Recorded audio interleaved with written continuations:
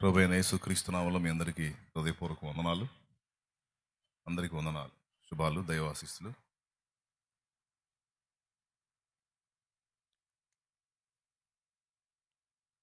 దేవుని వాక్యంలో నుంచి కొన్ని విషయాలు మనం ధ్యానించుకుందాం.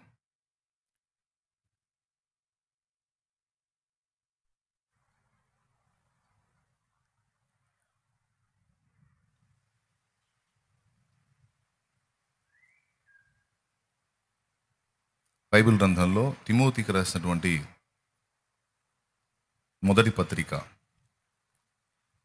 4వ అధ్యాయము 1వ వచనం నుంచి నేనే చదువుతున్నాను, చిత్తగించండి. తిమోతికి రాసిన మొదటి పత్రిక 4వ అధ్యాయం 1వ వచనం నుంచి.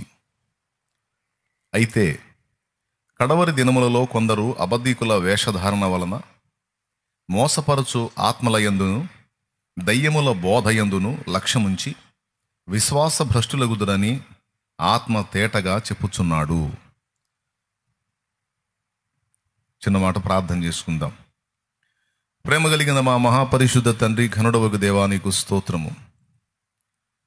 నీ దయాపూర్వక సంకల్పాన్ని బట్టి ఈ ఆదివారం మొదటి కూటంలో మమ్మల్ని అందరినీ ఇలా సమకూర్చి ప్రత్యేకంగా మమ్మల్ని సిద్ధపరిచిన విధానం కొరకు స్తోత్రములు. ఇంతసేపు జరిగిన కార్యాలన్నీ కూడా నీ కృపచేత ఆశీర్వాదకరంగా జరిగించావు. ఆదివారం తెల్లవారుచుండగానే నీ బిడ్డలందరినీ నీ కృపతో సమకూర్చావు. వేకువనే ముందుగా నిన్ను సన్నతించుకోవటానికి, సేవించుకోవటానికి మాకు ఈ మంచి తరుణం ఇచ్చావు. స్తోత్రము. ఎందరికో లేని భాగ్యాన్ని మాకు ఇచ్చినందుకు నీకు వందనాలు. మా తండ్రి, నీ దాసుడు బలహీనుడు, ప్రభు అయోగ్యుడు, అపాత్రుడు, నీ కృపచేత నీ దాసుని నింపి నీ కృపచేతనే నీ దాసుని వాడుకో. ఉపదేశాన్ని అడ్డగింపజూసే దుష్టాత్మలను, సైతానీయ శక్తులను యేసుక్రీస్తు అధికారం కలిగిన నామంలో బంధిస్తున్నాం. పూర్తిగా మీరే అధ్యక్ష స్థానం అందుండి నాతో మాతో మాట్లాడమని, నీ వాక్యమును పంపమని సమస్తమైన మహిమ, ఘనత, ప్రభావం నీకే చెల్లిస్తూ యేసుక్రీస్తు ప్రశస్త నామమున ప్రార్థించి స్తుతించి వేడుచున్నాము తండ్రి. ఆమేన్, ఆమేన్, ఆమేన్.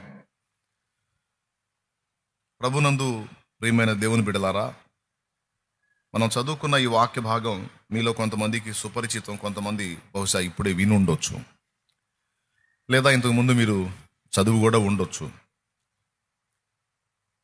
అయితే కడవరి దినములలో, అంటే రాకడకు సమీపించే కొలది చివరి దినాల్లో కొందరు అబద్ధీకుల వేషధారణ వలన మోసపరచు ఆత్మలయందును దయ్యముల బోధయందును లక్ష్యముంచి విశ్వాస భ్రష్టులగుదురని ఆత్మ తేటగా చెప్పుచున్నాడు. విశ్వాస భ్రష్టత్వం అంటే విశ్వాసము నుండి తొలగిపోవటం అని అర్థం.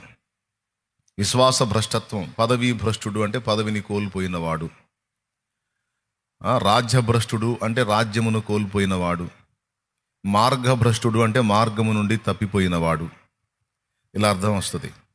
అలాగే విశ్వాస భ్రష్టుడు అంటే విశ్వాసము నుండి తప్పిపోయినవాడు, విశ్వాసాన్ని కోల్పోయినవాడు, పోగొట్టుకున్నవాడు అని అర్థం వస్తుంది. ఈ మార్గాన్ని తప్పించేటువంటి ప్రక్రియ ఈరోజు కొత్తగా ప్రారంభమైంది కాదు. ప్రారంభం నుండి ఆ మొదటి శతాబ్దపు క్రైస్తవ్యంలో, అంటే ఆనాడు పేతురు, పౌలు, యోహాను తదితర అపోస్తలులు ఉన్న కాలంలోనే ఇలాంటి పనిని సాతాను మొదలుపెట్టాడు. అసలు యేసు ప్రభులోనికి ఒకడు రాకుండానే వాడు జాగ్రత్త పడతాడు.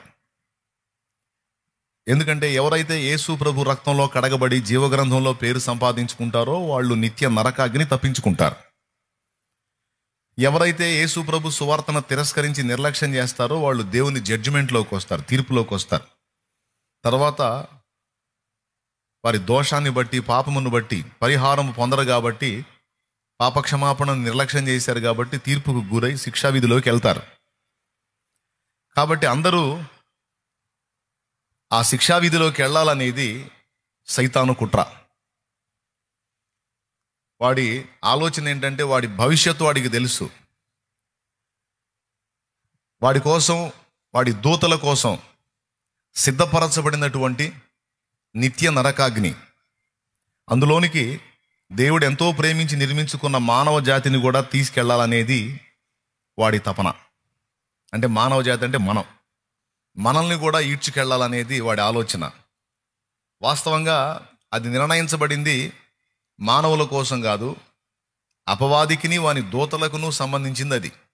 ఆ మాట బైబిల్లో ఉందని మీకు తెలుసా? ఎక్కడుందో తీయగలరా?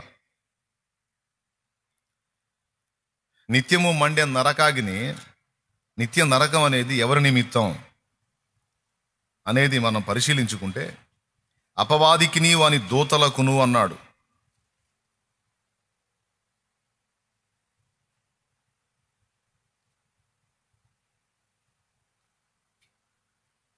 చూడండి, మత్తయి సువార్త 25వ అధ్యాయము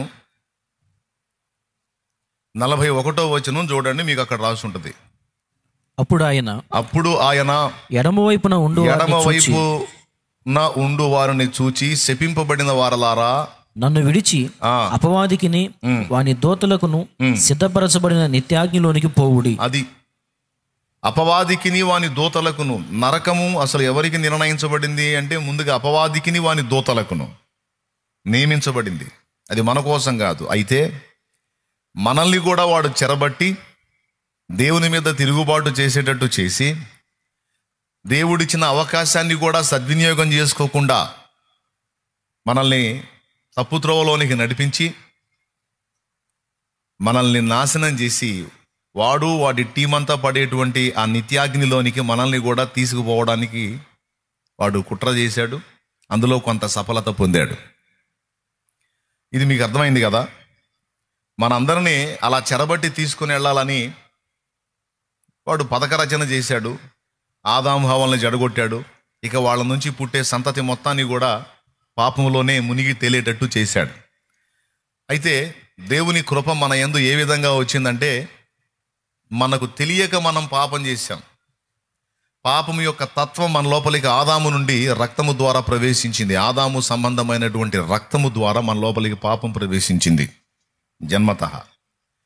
అందుకే పాపం చేసినందున పాపములం కాదు, పాపంతో పుట్టాం గనక, పాపములోనే పుట్టాం గనక, మన రక్తములో ఆ పాపం యొక్క తత్వం పనిచేస్తుంది గనక మనం పాపం చేసే పరిస్థితిలోకి వెళ్ళిపోతున్నాం.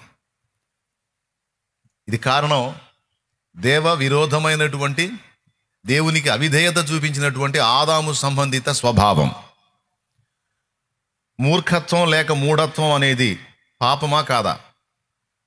మూఢత్వం, తిరుగుబాటుతనం. వాడు ఏం చేస్తాడో వాడికి తెలియదు, వాడిష్టం. ఇది మూఢత్వం. బాలుని హృదయములో మూఢత్వము స్వాభావికముగా పుట్టును అని ఉంది సామెతల్లో. అలాగే ఏబు గ్రంథములో పాప సహితునిలో నుండి పాపరహితుడు పుట్టగలిగిన ఎంత మేలు, కానీ అలాగూ జరగదు అన్నాడు. అంటే ఒక పాపి నుండి పరిశుద్ధుడు పుట్టడం జరగదు, పాపి నుండి పాపే పుడతాడు. పాము నుండి పామే పుడుతుంది, కప్ప నుండి కప్పే పుడుతుంది, చేప నుండి చేపే పుడుతుంది, చేప నుండి ఇంకొకటి పుట్టదు. అలాగే పాపి నుండి పాపే పుడతాడు. దేవుని కృప మన మీదకి ఎలా వచ్చిందంటే,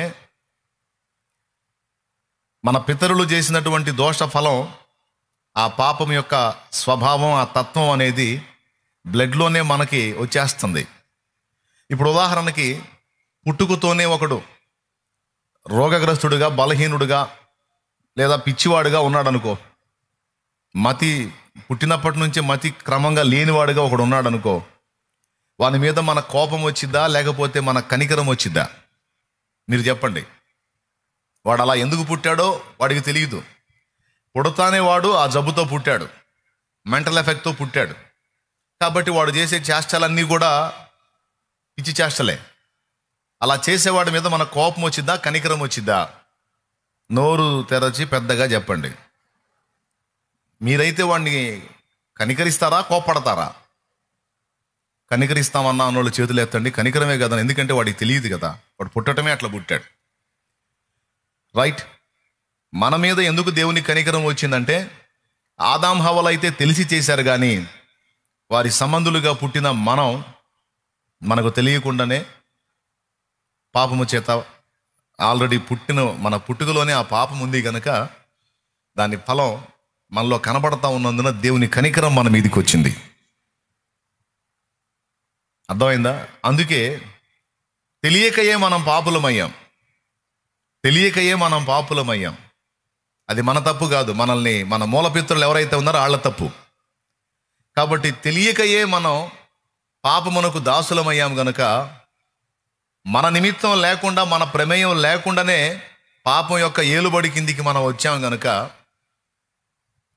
మన నిమిత్తం లేకుండానే మనల్ని ఆ పాపం నుంచి విడుదల చేయడానికి దేవుడు పూనుకున్నాడు. ఒకని అవిధేయత వలన అందరూ ఎలాగూ పాపులుగా చేయబడిరో, ఒకని అవిధేయత వలన ఎలాగూ అందరూ పాపులుగా చేయబడ్డారో, అలాగే ఒకని విధేయత వలన అందరినీ పరిశుద్ధులుగా తీర్చడం దేవుని దయాపూర్వక సంకల్పమైంది. అర్థమైందా? ఎవని విధేయత వలన అందరినీ రక్షించడానికి పూనుకున్నాడు? ఒకటి అవిధేయత వలన అంటే మొదటి మనుషుడైన ఆదాము యొక్క అవిధేయత వలన అందరము పాపులముగా చేయబడ్డాము రక్తాన్ని బట్టి. అదే మనుషులలో ఒక మనుషునిగా పుట్టించాడు ప్రభు అయిన యేసుక్రీస్తును. ఆయన రక్తములో పాపము లేదు, అది పరిశుద్ధ రక్తం. ఆ పరిశుద్ధ రక్తముతో యేసు భూమి మీదకి వచ్చాడు. ఆయన అమూల్యమైన రక్తము, నిర్దోషమైన రక్తము, నిష్కళంకమైన రక్తము, దేవుని రక్తము. ఆ పవిత్ర రక్తము కడపటి ఆదామైనటువంటి ప్రభు అయిన యేసుక్రీస్తు రక్తము ద్వారా, అది మనం చేసిన త్యాగం కాదు, మన ప్రభువు చేసిన త్యాగం. ఒకడు చేసిన పాపానికి మనందరం బలయ్యాంగా, అందుకని ఒకడు చేసిన రక్షణ యాగాన్ని బట్టి కేవలం విశ్వాసం ఉంచుట ద్వారా అందరికీ కూడా నిత్య జీవ ప్రాప్తిని దేవుడు ప్లాన్ చేశాడు.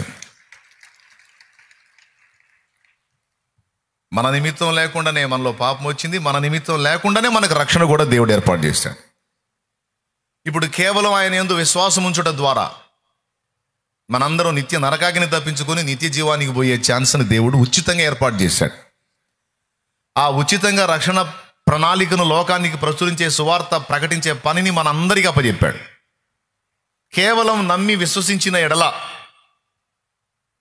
నీవు నీతిమంతుడవుగా, నీతిమంతురాలివిగా తీర్చబడతావు. దీనికి పైసా ఖర్చు లేదు, ఒంటికి చాకిరీ లేదు, కేవలం విశ్వసించుట ద్వారా. Praise the Lord. తెలియకుండానే పాపం వచ్చింది, అలాగే మన నిమిత్తం లేకుండానే మనకు రక్షణ ఏర్పాటు చేశాడు. ఇది ఆ నీతిమంతుని యొక్క దయ. ఎందుకు ఆ జాలి వచ్చింది? మనకు తెలియకుండానే మనం బుక్ అయ్యాం కాబట్టి, మనకు తెలియకుండానే మనల్ని విమోచించడానికి దేవుడు తన కుమారుని సిద్ధపరిచాడు. కాబట్టి ఈ రక్షణ ప్రణాళికలోనికి మనం అసలు రాకుండానే శత్రువైన సాతాను కుట్రబన్నాడు. మొట్టమొదట కొంతమందికి అసలు సువార్త అందలేదు. యేసు ప్రభువుని గురించి, రక్షణ గురించి, రక్షకుడి గురించి తెలియదు. తెలియని వాళ్లను గురించి మనమేం చింతపడాల్సిన అవసరం లేదు. ధర్మశాస్త్రము గలవారికి ధర్మశాస్త్రం ప్రకారం తీర్పు, ధర్మశాస్త్రము లేని వారికి ధర్మశాస్త్రము లేకయే తీర్పు. ఒకవేళ శుభవార్త ఇక్కడ ఒక మనిషికి అందలేదనుకో, ఆ మనిషి తనకు తెలిసినంత వరకు మనస్సాక్షిని అనుసరించి ఎలాగూ బ్రతికాడో దాన్ని జడ్జి చేస్తాడు. ఆ మనిషి చనిపోయేటప్పుడే ఒక నిర్ణయాన్ని చేస్తాడు దేవుడు. ఏంటంటే అతడు పాతాళానికి వెళ్ళాలా, పరదైసుకి వెళ్ళాలా అని. పాతాళం వేరు, నరకం వేరు, పరదైసు వేరు, పరలోకం వేరు. ముందు పాతాళంలోకి వెళ్తాడు నరకపాత్రుడు, తర్వాత వాడు నరకానికి వెళ్తాడు. పరలోకానికి డిసైడ్ చేయబడ్డవాడు ముందు పరదైసుకి వెళ్తాడు. అక్కడ కొంతకాలం ఉంచబడతాడు. ఎందుకంటే యేసు ప్రభు రెండవ రాకడ వరకు ఇంకా భూమి మీద మనుగడ సాగిస్తున్నటువంటి మనుషులు, సార్వత్రిక సంఘమంతా సిద్ధపడి ఎత్తబడాలి కదా. అప్పటిదాకా పరదైసులో అందరూ మనకంటే ముందు పోయిన, ఇప్పుడు ఆదాము మొదలుకొని ఎంతమంది అయితే ఆయన రక్తమునందు విశ్వాసం ఉంచి పరదైసుకు చేర్చబడ్డారో వాళ్ళందరూ ఇంకా పరలోకానికి ఎక్కిపోలా. మొత్తం పరదైసులో స్టాక్ ఉన్నారు. ఆఖరికి అపోస్తలులతో సహా పరదైసులోనే ఉన్నారు, పరలోకంలో లేరు. ఎప్పుడు వాళ్ళు పరలోకం చేరతారు? ఎప్పుడు మన కోసం సిద్ధపరచబడిన ప్రదేశానికి వాళ్ళు వెళ్తారంటే మనం కూడా వాళ్ళతో కలిసినప్పుడు. అప్పటిదాకా వాళ్ళని అక్కడ స్టాక్ చేశాడు దేవుడు. దేవునికి స్తోత్రం కలుగును గాక. హల్లెలూయా. అర్థమైందా?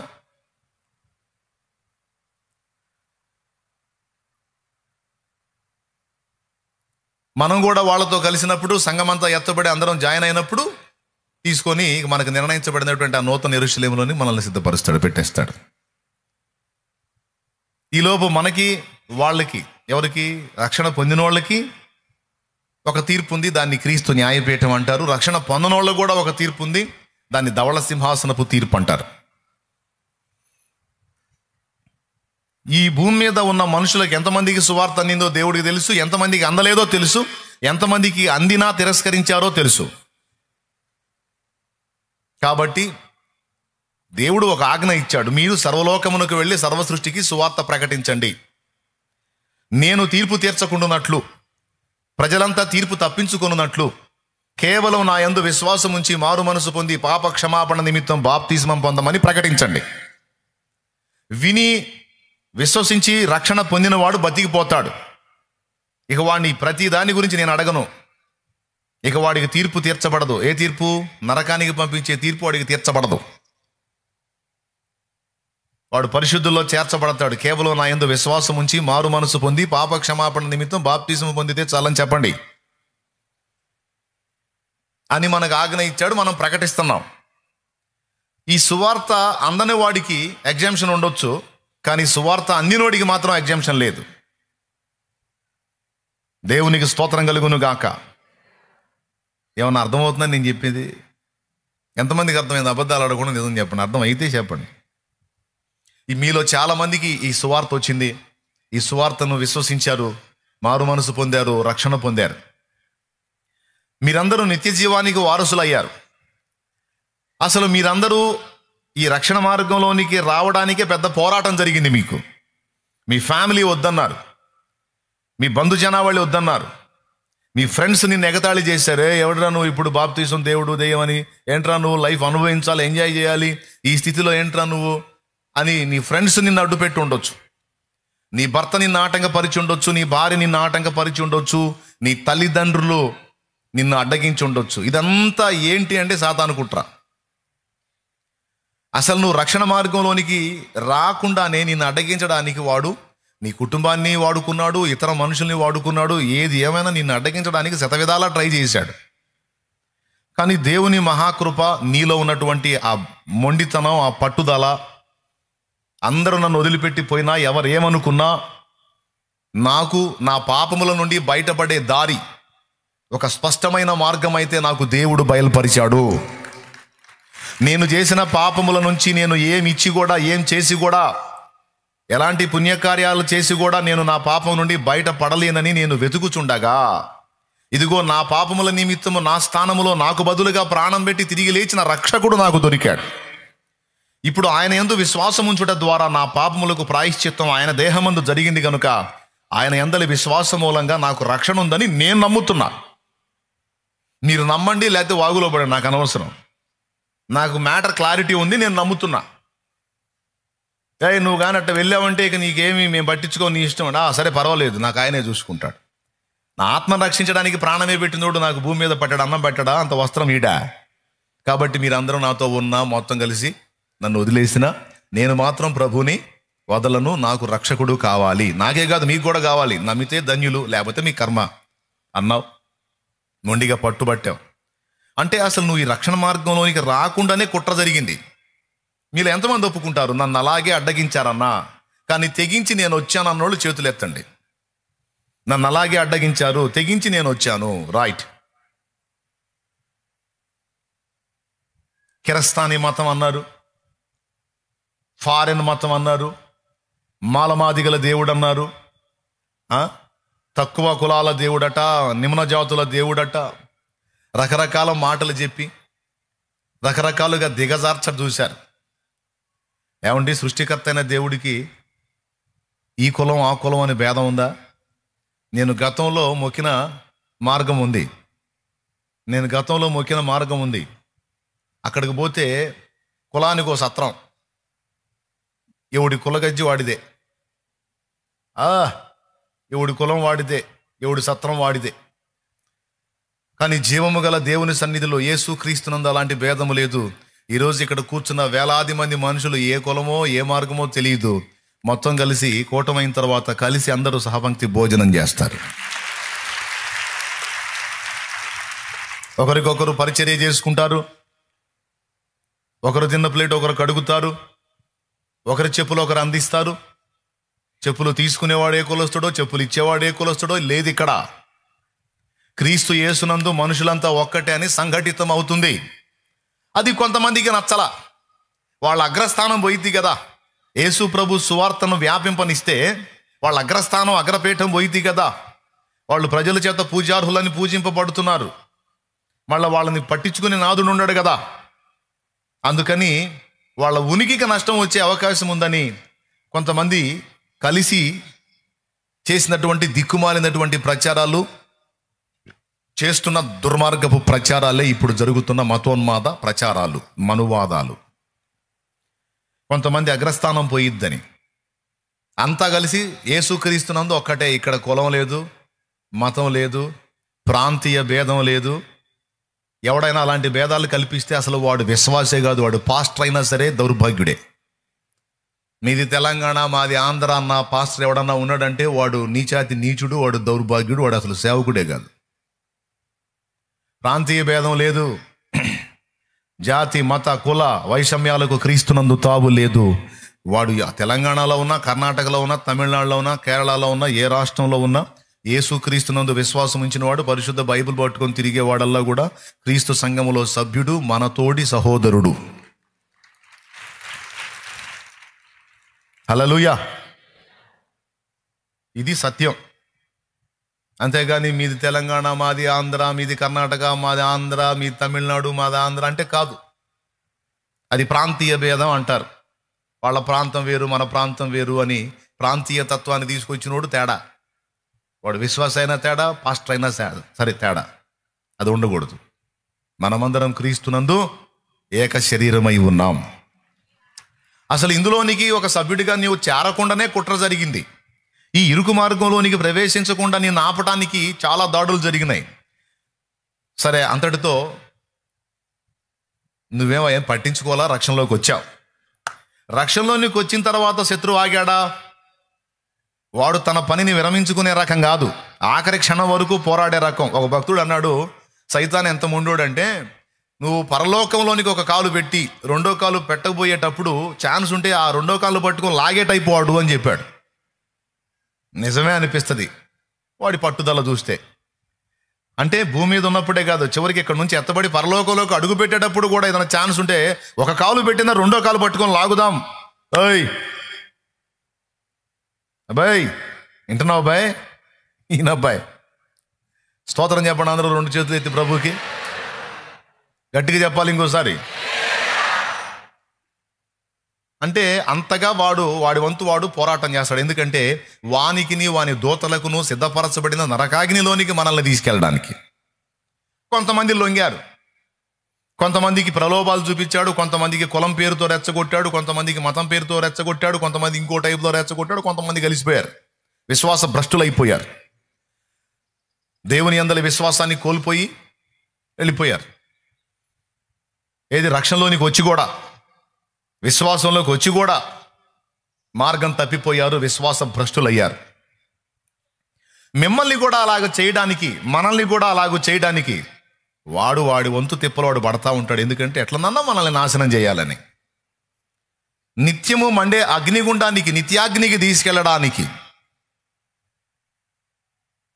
మన ఊపిరి విడిచేదాకా, తుది శ్వాస విడిచేదాకా మనం బతికున్నంత వరకు మనల్ని తిరిగి ఎట్లనన్నా కానీ లోకంలో కలపడానికి, పాపంలోనికి తీసుకెళ్ళడానికి, నాశనంలోకి తీసుకెళ్ళడానికి, యేసును వదిలిపెట్టి మార్గ భ్రష్టులం అయ్యేటట్టు చేయడానికి, విశ్వాస భ్రష్టులం అయ్యేటట్టు చేయడానికి శత్రువు వాడి వంతు కష్టం వాడు చేస్తున్నాడు. ఇది మనల్ని బాగు చేసే కష్టం కాదు, నాశనం చేసే కష్టం. రక్షణలోనికి వచ్చిన తర్వాత కూడా రకరకాల ప్రలోభాలతో తిరిగి నిన్ను మళ్ళా దేవుని వదిలిపెట్టేటట్టు చేయడానికి కూడా ఇప్పుడు కుట్ర జరుగుతుంది.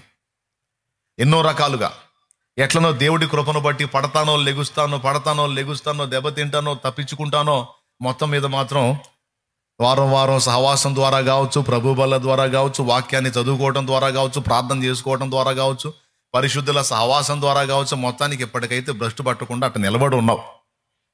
దేవునికి స్తోత్రం. ఏమంటావు? ఎన్నో దాడులు జరుగుతున్నాయి, పడుతున్నావు, లెగుస్తున్నావు, ఏదేదో అయిపోతుంది. కొన్నిసార్లు నేను పనికిరాను అనుకుంటున్నావు, కొన్నిసార్లు ఏమో పర్వాలేదులే అనుకుంటున్నావు. ఆ పనికిరాను అనుకున్న వేళ ఎట్లనో దేవుని వాక్కు చేత సంధించబడి విశ్వాసాన్ని విడవద్దు, నా పాదాలను ఆశ్రయించి నా దగ్గరే నిలవరముగా ఉండని దేవుని చేత బోధించబడుతున్నావు, ఆదరించబడుతున్నావు, మళ్ళా తిరిగి దేవుణ్ణి కలుసుకుంటున్నావు. నేను నీకు చెప్పే మాట ఏంటంటే, చివరి శ్వాస విడిచేంత వరకు ఈ దాడులు కొనసాగుతాయి. అర్థమైందా? యేసు ప్రభువునే వాడు శోధించాడు. గుర్తుపెట్టుకోండి. ఎంతవరకు శోధించాడు అంటే, ఆయన తన యాగాన్ని పూర్తి చేసేంత వరకు వాడు తరచు మళ్ళీ శోధిస్తానే ఉన్నాడు. లూకాసు వార్త 4లో స్పష్టంగా రాయబడి ఉంది, అపవాది ప్రతి శోధనను ముగించి కొంతకాలము ఆయనను విడిచిపోయెను అని ఉంది. లూకాసు వార్త 4వ అధ్యాయము.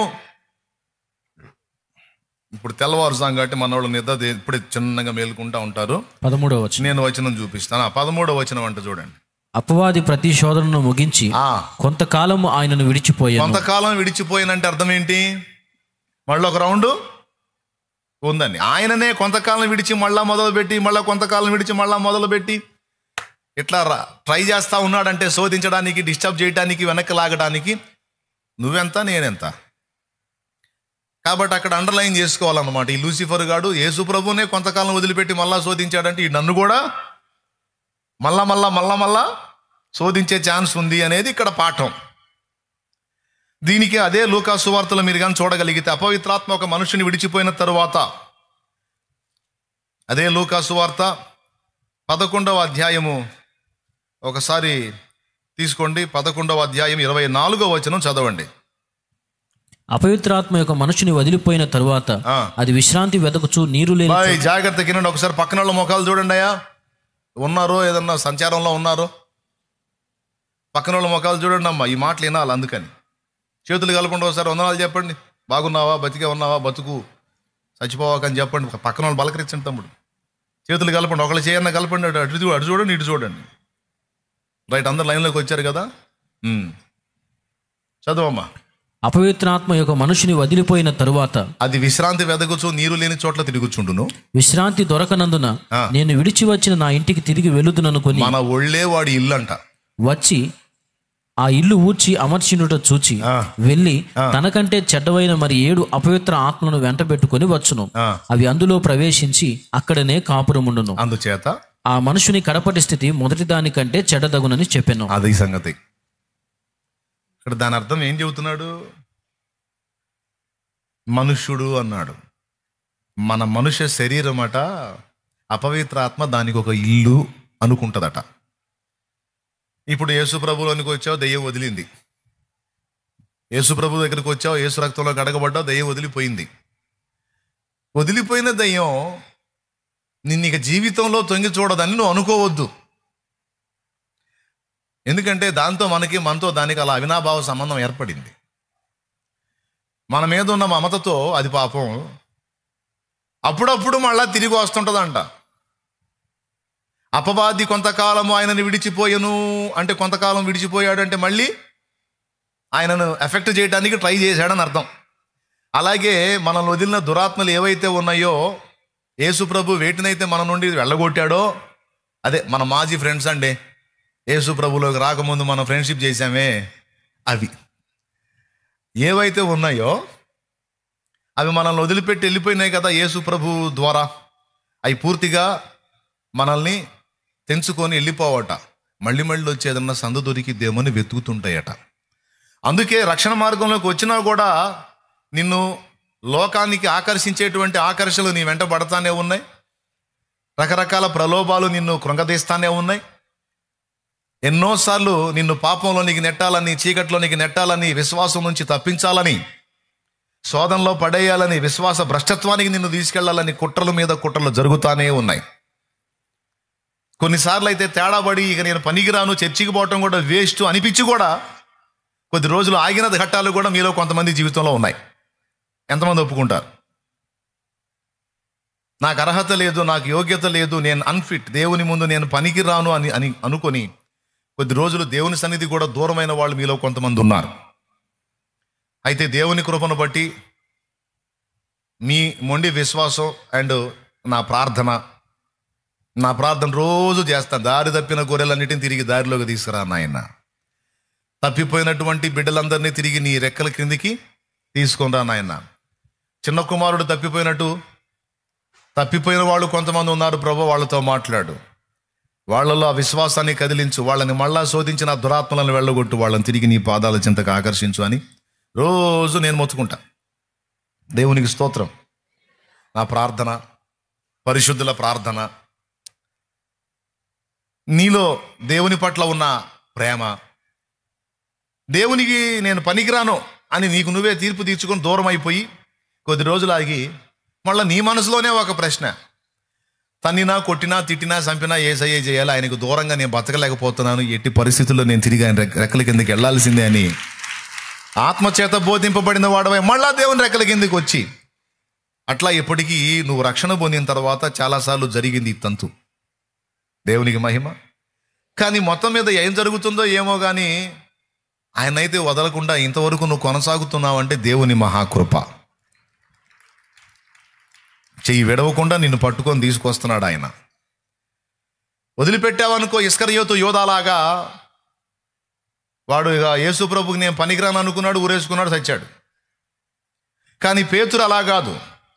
పేతురు తేడాబడి కూడా తిప్పుకొని నేను తేడా కానీ యేసయ్య ప్రేమలో తేడా లేదు కాబట్టి కొట్టినా తిట్టినా, ఏం పేతురు అప్పటిదాకా నాతో ఉండి దుర్మార్గుడా 3 సార్లు అబద్ధాలు ఆడతావా, ఆయన ఎవరో నాకు తెలియదని, నీలాంటి నమ్మక ద్రోహి ఉన్నాడు ఇంకొకడు, నీలాంటి వంచకుడు ఉన్నాడు ఇంకొకడు, అప్పుడు దాకా నాతోనే ఉన్నావు కదయ్యా, గంటల్లోనే ఆయన ఎవరో నాకు తెలియదని అబద్ధాలు ఆడావు, అసలు ఏం నమ్మకస్తుడివి నువ్వు అని అనలా. అలా అంటాడు అని కూడా పేతురు అనుకోలా. అయితే నేను బలహీనుణ్ణి కావచ్చు కానీ నా ప్రభు ప్రేమ కలిగిన వాడు, ఆయన నన్ను కనికరించి చేర్చుకుంటాడు, ఆయన యొద్దకే నేను పోతాను, నా యొద్దకు వచ్చువాని నేను ఎంత మాత్రము త్రోసివేయనని నా ప్రభు చెప్పాడు. నేను పొరపాటు పడ్డాను, ఈ పొరపాటులోనే నేను ఉండాలనుకోవటం లేదు. బురదలో పంది పడింది అనుకో, ఇక బురదలోంచి బయటికి రాదు, దానికి ఏమి ఇష్టమో ఇష్టం ఆ బురద. అదే బురదలో గొర్రె పడింది అనుకో, గొర్రె పడడానికి గ్యారెంటీ ఏం లేదు. కర్మగాలి పడిందనుకో, ఒకటి మాత్రం కన్ఫామ్, బురదను గొర్రె మాత్రం ఎంజాయ్ చేయలేదు. అట్లాగే క్రీస్తు రక్తం చేత కడగబడి పరిశుద్ధ పరచబడిన పరిశుద్ధులారా, మీరు తేడా పడరు, తొట్టు పడరు అని నేను అనను. ఏమో చిన్నదో పెద్దదో, మాటలోనో క్రియలోనో చేష్టలోనో నడకలోనో పడకలోనో తేడా పడే ఛాన్స్ అయితే ఉంటుంది. అయితే ఒకటి మాత్రం కన్ఫామ్, ఆ తేడాని మీరు ఎంజాయ్ చేయలేరు. ఎందుకంటే మన బ్లడ్లో ఇప్పుడు విశ్వాసం ద్వారా మనం తీసుకునే ప్రభు యొక్క శరీర రక్తములు మనలో జీర్ణమయ్యి మన రక్తంలో కలుస్తూ ఇప్పుడు మనలో ఒక నూతన స్వభావం ఏర్పడింది. ఏమిటా స్వభావం అంటే పాపమును ఇష్టపడలేని స్వభావం మనకి ఏర్పడింది. పక్కా అంతకుముందు ఇంతంత చేసి కూడా అసలు ఏం ఫీలింగ్ లేకుండా తిరిగావు. నువ్వు తిరిగావా లేదా? మారు మనసు లేనప్పుడు, రక్షణ పొందనప్పుడు ఇంతంత చేసి కూడా ఇంత ఫీలింగ్ లేకుండా తిరిగావు. అదేంటంటే అందరూ చేశారు, నేను చేశాను అన్నాను. అదే మనిషివి ఇప్పుడు, అదే మనిషివి నువ్వు మళ్ళీ. ఇప్పుడు ఇంత పొరపాటు నీ వల్ల జరిగిందంటే నువ్వు ప్రశాంతంగా ఉండగలుగుతున్నావా? మనసులో పొడవ పడుతున్నావా? హృదయంలో పొడవ పడుతున్నావా? ఇంత పొరపాటు నీ వల్ల జరిగితే నువ్వు ప్రశాంతంగా ఉండగలుగుతున్నావా? లేదన్నా నా వల్ల కావట్లేదు అన్న వాళ్ళు చేతులు ఎత్తండి. ఏదన్నా తేడా పడి జరిగినా, చిన్నదో పెద్దదో, నోటి మాట ద్వారా క్రియ ద్వారా, కనీసం కోపం వచ్చి భార్యని తిట్టి కూడా మళ్ళీ మోకాళ్ళు వేయాలంటే సిగ్గుగా ఉందన్న.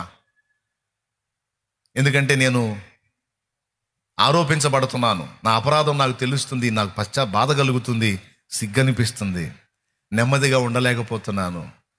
ఈ తత్వం నీకు ఎలా వచ్చిందో తెలుసా? 2 కారణాలను బట్టి వచ్చింది.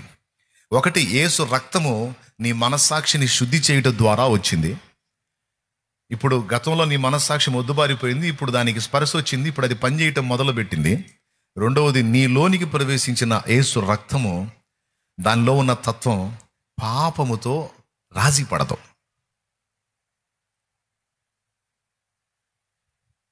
బురదలో పడదన గ్యారెంటీ లేదు.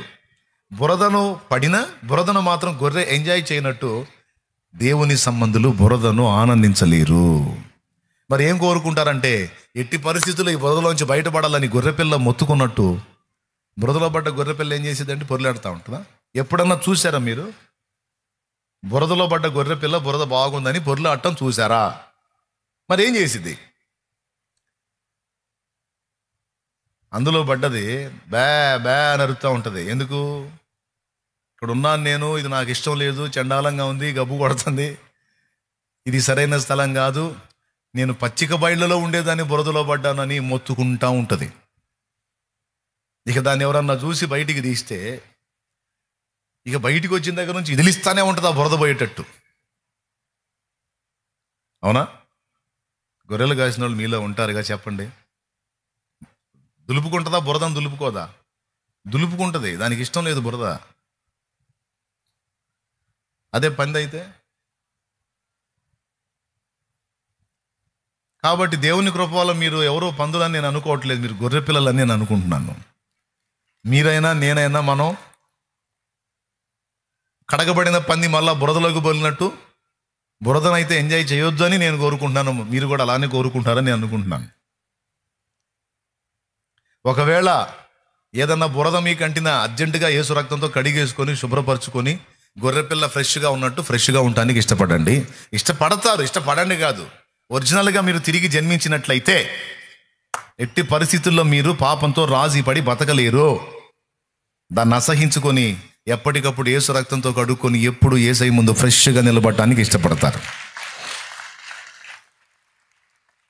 అందుకే ప్రతి దినము మనం దేవుని రక్తాన్ని ఆశ్రయించాలి. అర్థమైందా? ఏ రోజుకు ఆ రోజు ఇవాళ నేనేం పాపాలు చేయలేదే అని అనొద్దు. తెలిసి కొన్ని, తెలియక కొన్ని. చెయ్యొద్దన్న పాపాలు చెయ్యకపోయినా చెయ్యమన్నవి చెయ్యనందున పాపం అంటింది. కాబట్టి కొంతమంది ఏమనుకుంటారు, ఇవాళ నేనేం అబద్ధాలు ఆడలేదు, ఎవరిని తిట్టలేదు, ఈ రోజంతా బాగా నడిచింది నాకు, కాబట్టి ఈ రోజంతా ఏ పాపం చేయలేదు, కాబట్టి ప్రభువా నన్ను క్షమించు అని అడిగే అవకాశమే లేదు. ఎందుకంటే ఏ పాపం చేయలేదు అని అనుకోవద్దు. నీకు తెలిసి కొన్ని, తెలియక కొన్ని నీ వలన జరిగే పాపములు. కాబట్టి దేవుని ముందుకు వచ్చినప్పుడు ప్రతిరోజు కూడా ముందు మనం ఆయన ఆశ్రయించినప్పుడు అడగాల్సిన విషయం ఏంటంటే, ప్రభువా నన్ను క్షమించు. నా చర్యల ద్వారా, మాటల ద్వారా, క్రియల ద్వారా, చేయాల్సినవి చేయకపోవటం ద్వారా, చేయకూడనివి చేయుట ద్వారా ఎక్కడ తేడా పడ్డానో నా యందు కనికరం ఉంచి నీ రక్తంతో నన్ను కడిగి శుద్ధీకరించి నన్ను నూతన పరచయ్యా అని ప్రతిరోజు మనం యేసు రక్తములో శుద్ధీకరణ పొంది ఫ్రెష్గా నిలబడాలి ఆయన ముందు. అర్థమైందా? ఏ రోజుకు ఆ రోజు దేవుని ముందుకు వెళ్ళినప్పుడు ప్రభువా నన్ను కడుగు. గొర్రెపిల్ల ఎప్పుడు ఫ్రెష్గా ఉన్నట్టు మనం ఉండాలి. బురద పూసుకున్న పంది కడగమని యజమాని దగ్గరికి పోయిద్దా? సార్ బురద అయింది సార్, చండాలంగా ఉంది, కొంచెం కడగండి సార్ అంటదా? బురద అంటినప్పుడు అంటదండి? పంది అంటదా? అబ్బే, అసలు దాన్ని పట్టించుకోదు. ఒక పక్క ఒంటి నిండా బురద అట్టగట్టకు పోయి ఉన్నా దానికి అదే ఆనందం. అట్లాగా ఎవరైనా ఈ పంది జాతికి సంబంధించిన వాళ్ళు ఉంటే వాళ్ళు అడగరు దేవుడిని, నన్ను క్షమించయ్యా, నన్ను నీ రక్తంతో కడిగయ్యా అని అడగరు. గొర్రెలే అడుగుతాయి, గొర్రె పిల్లలే అడుగుతాయి, పందులు అడగవు. పందులు ఏమని ప్రార్థిస్తాయి? బురద బాగుంది తండ్రి, ఇంకాస్త పెంచు నాయన బురదాన్ని. పందులు బురదని ఎంజాయ్ చేస్తాయి. ఇప్పుడు మీరు ఎవరో, మీరు దేవుణ్ణి అడుగుతున్నారో లేదో, ప్రతిరోజు ఆయన రక్తంలో కడిగేసుకున్నారో లేదో మీరే చూసుకోవాలి. కానీ ప్రతిరోజు మనకి ఏదో ఒక కోణంలో బురద అంటించి మనల్ని దేవునికి దూరం చేసే ప్రక్రియ మాత్రం జరుగుతుంటదే. మన మాజీ ఫ్రెండ్స్ మనల్ని అంత తేలిగ్గా వదిలిపెట్టారు. ఎట్లనన్నా మనల్ని మార్గ భ్రష్టత్వంలోకి తీసుకెళ్ళటానికి, విశ్వాస భ్రష్టత్వంలోకి తీసుకెళ్ళడానికి, ఇలాగూ చేసి మనల్ని భ్రష్టు పట్టించి నిత్యము మండే నరకాగ్నికి తీసుకెళ్ళడానికి కుట్రలు అయితే మాత్రం తరచు జరుగుతూ ఉంటాయి. ఒక వారం అంతా నీకు ఆ శోధన లేకపోయినా నెక్స్ట్ వీక్లో మళ్ళీ ఎదురైద్ది. కొంతమందికి ఇదే డౌటు. 10 రోజులు గట్టిగా బాగానే ఉంటుంది అన్న ప్రార్థన, ఆత్మ అభిషేకం, అగ్ని మండినట్టు ఉంటుంది, వాక్యము అసలు అసలు మండుతున్నట్టు ఉందన్న. మళ్ళీ ఒక 10 రోజులు ఏమో ప్రార్థన చేయబుద్ధి కాదు, వాక్యం చదువు బుద్ధి కాదు, ఏదో లోకం వైపు ఆకర్షించబడుతుంది. ఎందుకన్నా కాసేపెట్ట.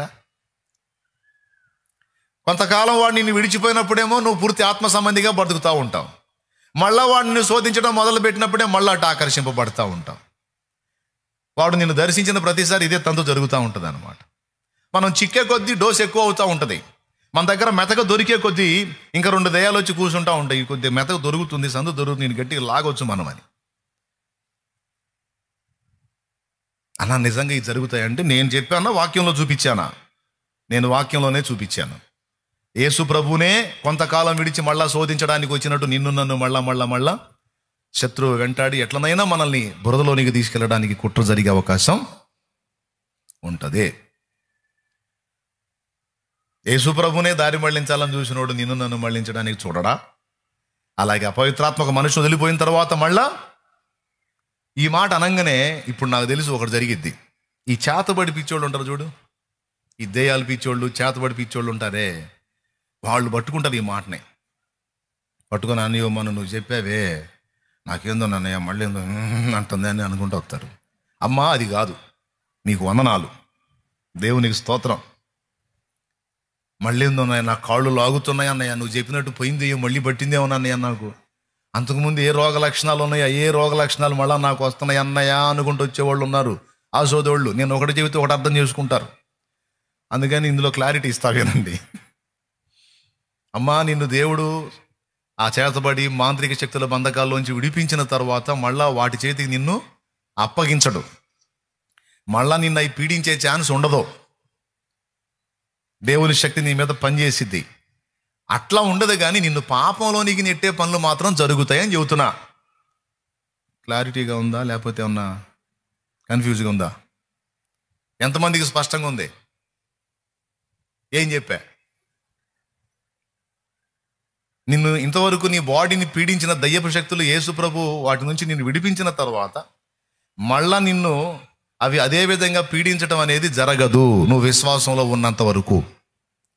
అయితే నిన్ను పాపానికి ఆకర్షించే కుట్రలు మాత్రం జరుగుతాయి. అది వాటి గురించి నేను చెప్పేది. ఎందుకు? నిన్ను విశ్వాసంలో నుంచి తప్పించడానికి, నిన్ను మార్గభ్రష్టత్వంలోకి తీసుకెళ్ళడానికి. దానికోసం వాడు చేయాల్సిన కుట్రలన్నీ వాడు చేస్తాడు. ఇది చెవులు గలవాడికే అర్థమైద్ది. ఆత్మీయ చెవులు గలవాళ్ళు మాత్రమే దీన్ని వింటారు, రిసీవ్ చేసుకుంటారు, జాగ్రత్త పడతారు. మీరందరూ అలాంటి ఆసక్తి పరులని నా నమ్మకం. అందుకే ఇంతగా నొక్కి చెబుతున్నా. ఫస్ట్ అసలు నువ్వు రక్షణ మార్గంలోకి రాకుండా జాగ్రత్త పడతాడు. అయినా వచ్చావు అనుకో, వచ్చిన నేను ఎట్లనైనా మళ్ళీ వెనక్కి లాక్కెళ్ళడానికి ట్రై చేస్తా. ఏం చూపించి? ఆకర్షణలను చూపించి, శరీరేచ్ఛలను రెచ్చగొట్టి. 2. మూడవది, నీ దగ్గర మెతకుందనుకో, లేనిపోయిన అగచాట్లు నీకు వచ్చేటట్టు చేసి, దెబ్బ మీద దెబ్బ తగిలేటట్టు చేసి, నీ వాళ్ళ ద్వారానో లేకపోతే నీ మనసులోనో, నీ భార్య ద్వారానో, భర్త ద్వారానో, పిల్లల ద్వారానో, ఇరుగు పొరుగుల ద్వారానో, బంధువుల ద్వారానో. యేసుప్రభు నమ్ముకోకముందే బాగున్నావుగా నువ్వు. దేవునికి స్తోత్రం. అర్థమైంది? ఇదో కుట్ర. దెబ్బ మీద దెబ్బ నీకు తగిలేటట్టు చేసి, నీ మనసుకి నీకన్నా అనిపించిద్ది, లేదా ఇతరుల ద్వారానైనా నీకు ఆ చెవికి వచ్చేటట్టు జరిగిద్ది. ఏంటంటే యేసుప్రభు నమ్ముకోకముందే బాగున్నావుగా, ఇక నమ్ముకున్నాకేంది ఎక్కువైపోతుంది ఏంది? మొత్తానికి ఇదేదో తేడా. ఇది నీకు అవసరం లేదు. ఎందుకంటే ఏది నువ్వు బాగుపడింది, ఏది నువ్వు నెమ్మది పొందింది, ఏది నువ్వు స్వస్థత పొందింది, ఏది మళ్ళీ నీకు అదే లక్షణాలు కనపడుతున్నాయి అనో, లేకపోతే అయ్యే శ్రమలో అనో, లేకపోతే అప్పులు ఇంకా ఎక్కువైపోయినాయి అనో, లేకపోతే పిల్లలు చూడు ఎట్లా పడితే అట్లా అయిపోయారు, మొత్తం దారిదైపోయారు అనో, లేకపోతే ఉన్న నీడ కూడా పోగొట్టుకుని ఉన్న ఇల్లు కూడా అమ్ముకున్నావు యేసుప్రభు చర్చికి పోవటం మొదలుపెట్టిన తర్వాత అనో, అంతకుముందు హాయిగా కాపురం చేసుకుని అమ్మాయి పెళ్లి పెటాకులు అయిపోయిందనో, అంతకుముందు కుటుంబం అంతా బాగుంది, నీ పిల్లగాడికి ఎట్లయింది, నీ పిల్లకి ఎట్లయింది, మీ ఆయనకి ఎట్లయింది, మీ ఆవిడికి ఎట్లయిందనో, ఏదో ఒక శ్రమను చూపించి, ఏదో ఒక సమస్యను చూపించి, ఆ నిజమే ప్రభులోకి వెళ్ళినాక నాకేం ఒరిగింది, నేను అన్నీ కోల్పోయాననే ఇరిటేషన్ నీకు వచ్చేటట్టు చేసి, నేను రానులేపో అని నీ అంతటా నువ్వే దేవునికి దూరం అయిపోయేటట్టు 3వ రకమైన కుట్ర జరిగిద్ది. ఓకేనా? ఇప్పుడు ఇలాంటివి కూడా మిమ్మల్ని దర్శించి ఉంటాను నాకు తెలిసి. నీకేదన్నా మీ ఇంట్లో జరగరాని జరిగిందనుకో, ఇరుగు పొరుగోళ్ళు చూడటానికి వచ్చి, అయ్యో పాపం వీళ్ళకి నష్టం జరిగింది, బాధలో ఉన్నారు, బాధపడకండి, మీరు నమ్మిన దేవుడు గొప్ప దేవుడు, కృప చూపుతాళ్లే అని ఆదరించడం, ఓదార్చడం పోగొట్టి రాగానే ముందు వాళ్ళు ఎత్తే మాట ఏం తెలుసా?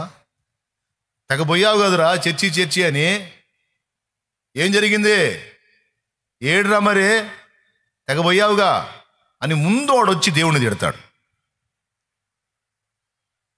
ఈ సన్నివేశాలు మీకు జరిగినాయా? నీకేదన్నా నష్టం కలగని ముందు వాళ్ళు వచ్చి ఫస్ట్ అయితే పదం ఏంటంటే, చర్చి, యేసు ప్రభు, దేవుడు, నువ్వు పోతున్నావు, ఏమైంది? ఎందుకు ఆ మాట ఎత్తుతున్నారు? ఆ మాటల చేత నిన్ను కృంగదీసి దేవునికి దూరం చేయాలనే కుట్రలో వాళ్ళు పావులైపోతున్నారన్న సంగతి వాళ్ళకి తెలియదు. వాళ్ళని సైతాను శోధిస్తున్నాడని. సైతాన్ ఎప్పుడు కూడా డైరెక్ట్గా నీకు ప్రత్యక్షం కాడు.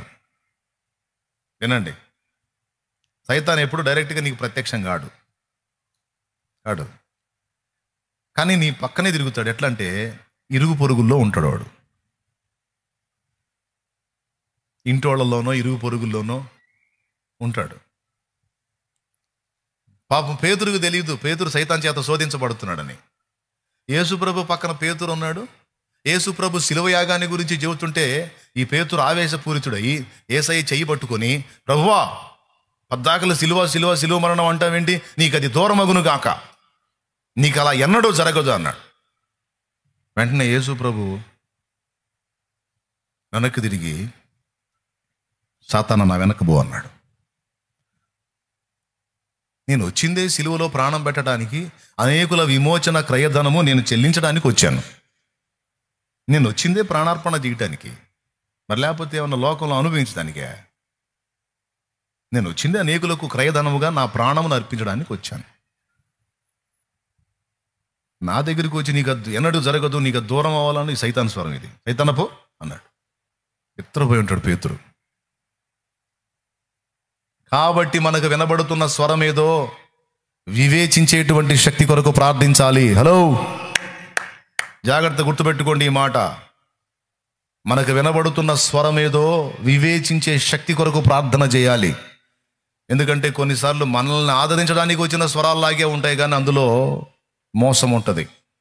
కొన్నిసార్లు మన కోసమే మాట్లాడినట్లు ఉంటుంది, కానీ ఆ స్వరం అందులో మోసం ఉంటుంది. అందుకే మనకు వినబడే ప్రతి స్వరము అది ఏ స్వరము, దేవుని స్వరమా దయ్యపు స్వరమా గుర్తుపట్టే వివేచన శక్తి కొరకు మనం ప్రార్థించాలి. అలాంటి మెళకువ నాకు దయచేయి తండ్రి అని. దేవునికి మహిమ. ఎందుకంటే అట్లా జరుగుతాయి.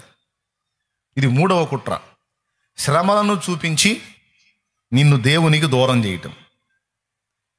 ఇక నలుగురు కలిసి ఆ మాట మాట్లాడినప్పుడు, నలుగురు కలిసి ఏం ఒరిగింది నీకు, దేవుడిని నమ్ముకుంటే ఎగతాళి చేసినప్పుడు ఆటోమేటిక్గా బలహీనలైన వాళ్ళు తేడా పడే అవకాశం ఉంటుంది. ఓకేనా? ఇంకా ఏం చెప్తారు తెలుసా?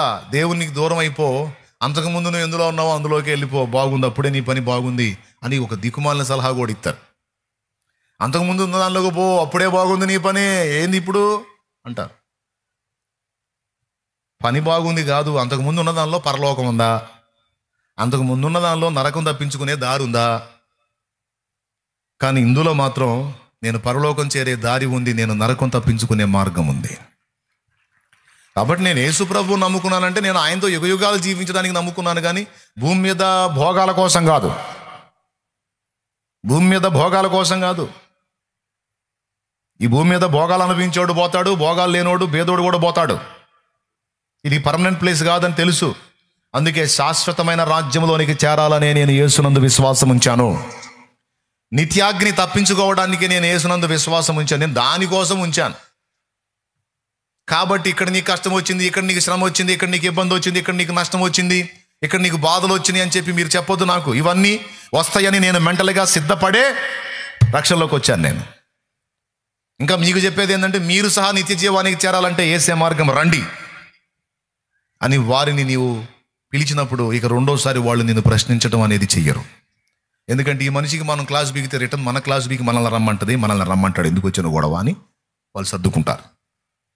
ఈ విషయాలు దృష్టిలో పెట్టుకుని మీరు జాగ్రత్త పడాలి. 3 సంగతులు. 4వది 3 సంగతులు ఏంటి? రక్షణలోకి రాకుండా జాగ్రత్త పడతాడు.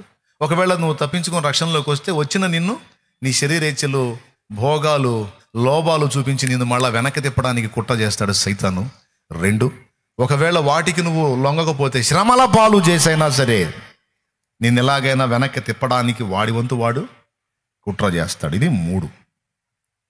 ఇక 4వది ఇప్పుడు మనం చదివించినటువంటి వచనం మీకు అందరికీ స్పష్టంగా అర్థమవుతుంది కదా?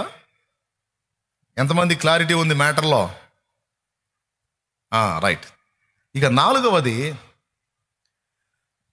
దయ్యాలు ఇప్పుడు నేను చెప్పిన 3 రకాల్లో శోధించడం కాకుండా నాలుగవది, దయ్యాలు బోధ చేస్తాయట. బోధ. ఈ బోధ ఎందుకు చేస్తాయి అంటే మనల్ని విశ్వాస భ్రష్టులుగా చేయడానికి. మీరు కాస్తో కూస్తో ఆత్మీయ అనుభవం పొందినవారు, కాస్త సీనియర్స్గా ఉన్నారు అనే నమ్మకంతో చెప్తున్నా, గ్రహించగలరని. జాగ్రత్తగా ఈ విషయాలు తీసుకోండి. ఇదే కీలకమైన విషయం, 4వ విషయం. అయితే కడవరి దినములలో కొందరు అబద్ధీకుల వేషధారణ వలనను మోసపరచు ఆత్మల యందును దయ్యముల బోధ యందును లక్ష్యం ఉంచి, దయ్యముల బోధ అన్నదాన్ని అండర్లైన్ చేయండి. ఏ ప్రక్కనైనా ఒక ప్రక్కన సందు చేసుకొని ఎఫెక్ట్ చేయడానికి, ఇప్పుడు కాదు, అపోస్తలుల కాలము నుంచి, ఆ మొదటి శతాబ్దపు అపోస్తలులు ఉన్నారే, పేతురు, పౌలు, యోహాను, యాకోబు, వీళ్ళున్న కాలం నుంచే ఈ దయ్యాల బోధ అనే దాన్ని రన్నింగ్లోకి తీసుకొచ్చాడు. అంటే చూడండి, నీ దారుల్లో ఏదో ఒక రకంగా మనల్ని డ్యామేజ్ చేయడానికి ఈ దయ్యాల బోధ మనల్ని విశ్వాస భ్రష్టత్వంలోకి తీసుకెళ్ళిద్దట. కొంతమంది పట్టుదల కలిగిన వాళ్ళు ఉంటారు, వాళ్ళు మామూలుగా చెప్తే వినరు. అందుకని వాళ్ళకి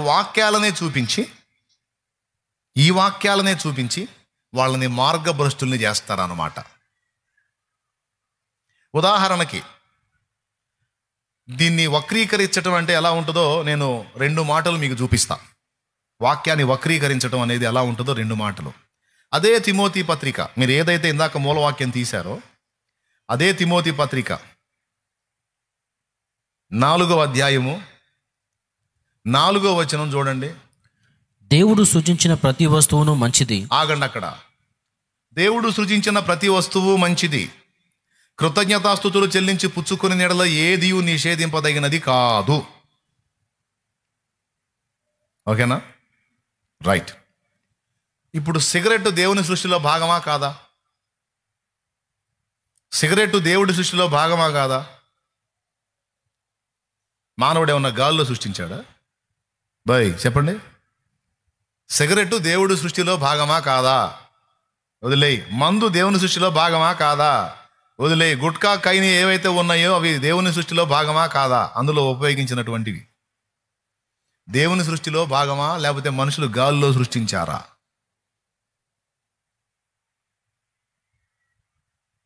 చెప్పండి అమ్మా. పొగాకుంది, ఆకు చెట్టుకు కాసింది, చెట్టును మొలిపించింది ఎవరు? ఏంది ఎవరు చెప్పట్లేదు? ఏంది వెళ్ళాలనుకుంటున్నారా ఏంది ఇంటికి? కొంతమంది మొక్కుబడి భక్తులు ఉన్నారులే. మొక్కుబడి భక్తులు ఏంటంటే వస్తారు, కాసేపు కూర్చుంటారు, ఇక చిన్నగా లేచి ఇంకెళ్దాంలే, ఇంక అయిపోయింది, ఆదివారం మామ అనిపించుకున్నాం, హాజరు వేయించుకున్నాం, ఈ పూటకి అయిపోయింది, తెల్లార్చుకున్నాం అనుకొని పోయేవాళ్ళు ఉంటారు కొంతమంది. అట్ట ఏమన్నా మీరు వెళ్ళాలనుకుంటున్నారా? వెళ్ళాలనుకుంటే ప్రార్థన చేస్తా, పోదురు కానీ వెంటనే 2వ ఆరాధన మొదలు పెడతా. ఉన్నారు అట్టే ఉన్నా? మరి నేను చెప్పిన దానికి ఏం స్పందన లేదేంది? చెప్పు. ఇప్పుడు సిగరెట్లో వాడినటువంటి సిగరెట్ పేపర్ పైన ఫిల్టర్ కోసం దూది పత్తి ద్వారా వచ్చింది, పేపరు, కాగితం, ఆ లోపల ఉన్న పొగాకు, చెట్టు నుంచి వచ్చిన ఆకు, ఇవన్నీ ఎవరు? మనుషుడు గాల్లో సృష్టించాడా, లేకపోతే దేవుని సృష్టిలో భాగమా? మరి ఇందాక ఎడిపోయారు?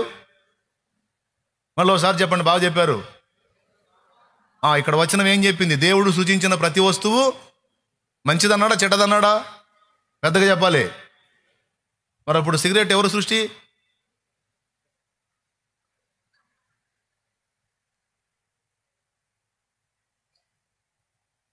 మరి ఇప్పుడు తాగితే తప్పేంది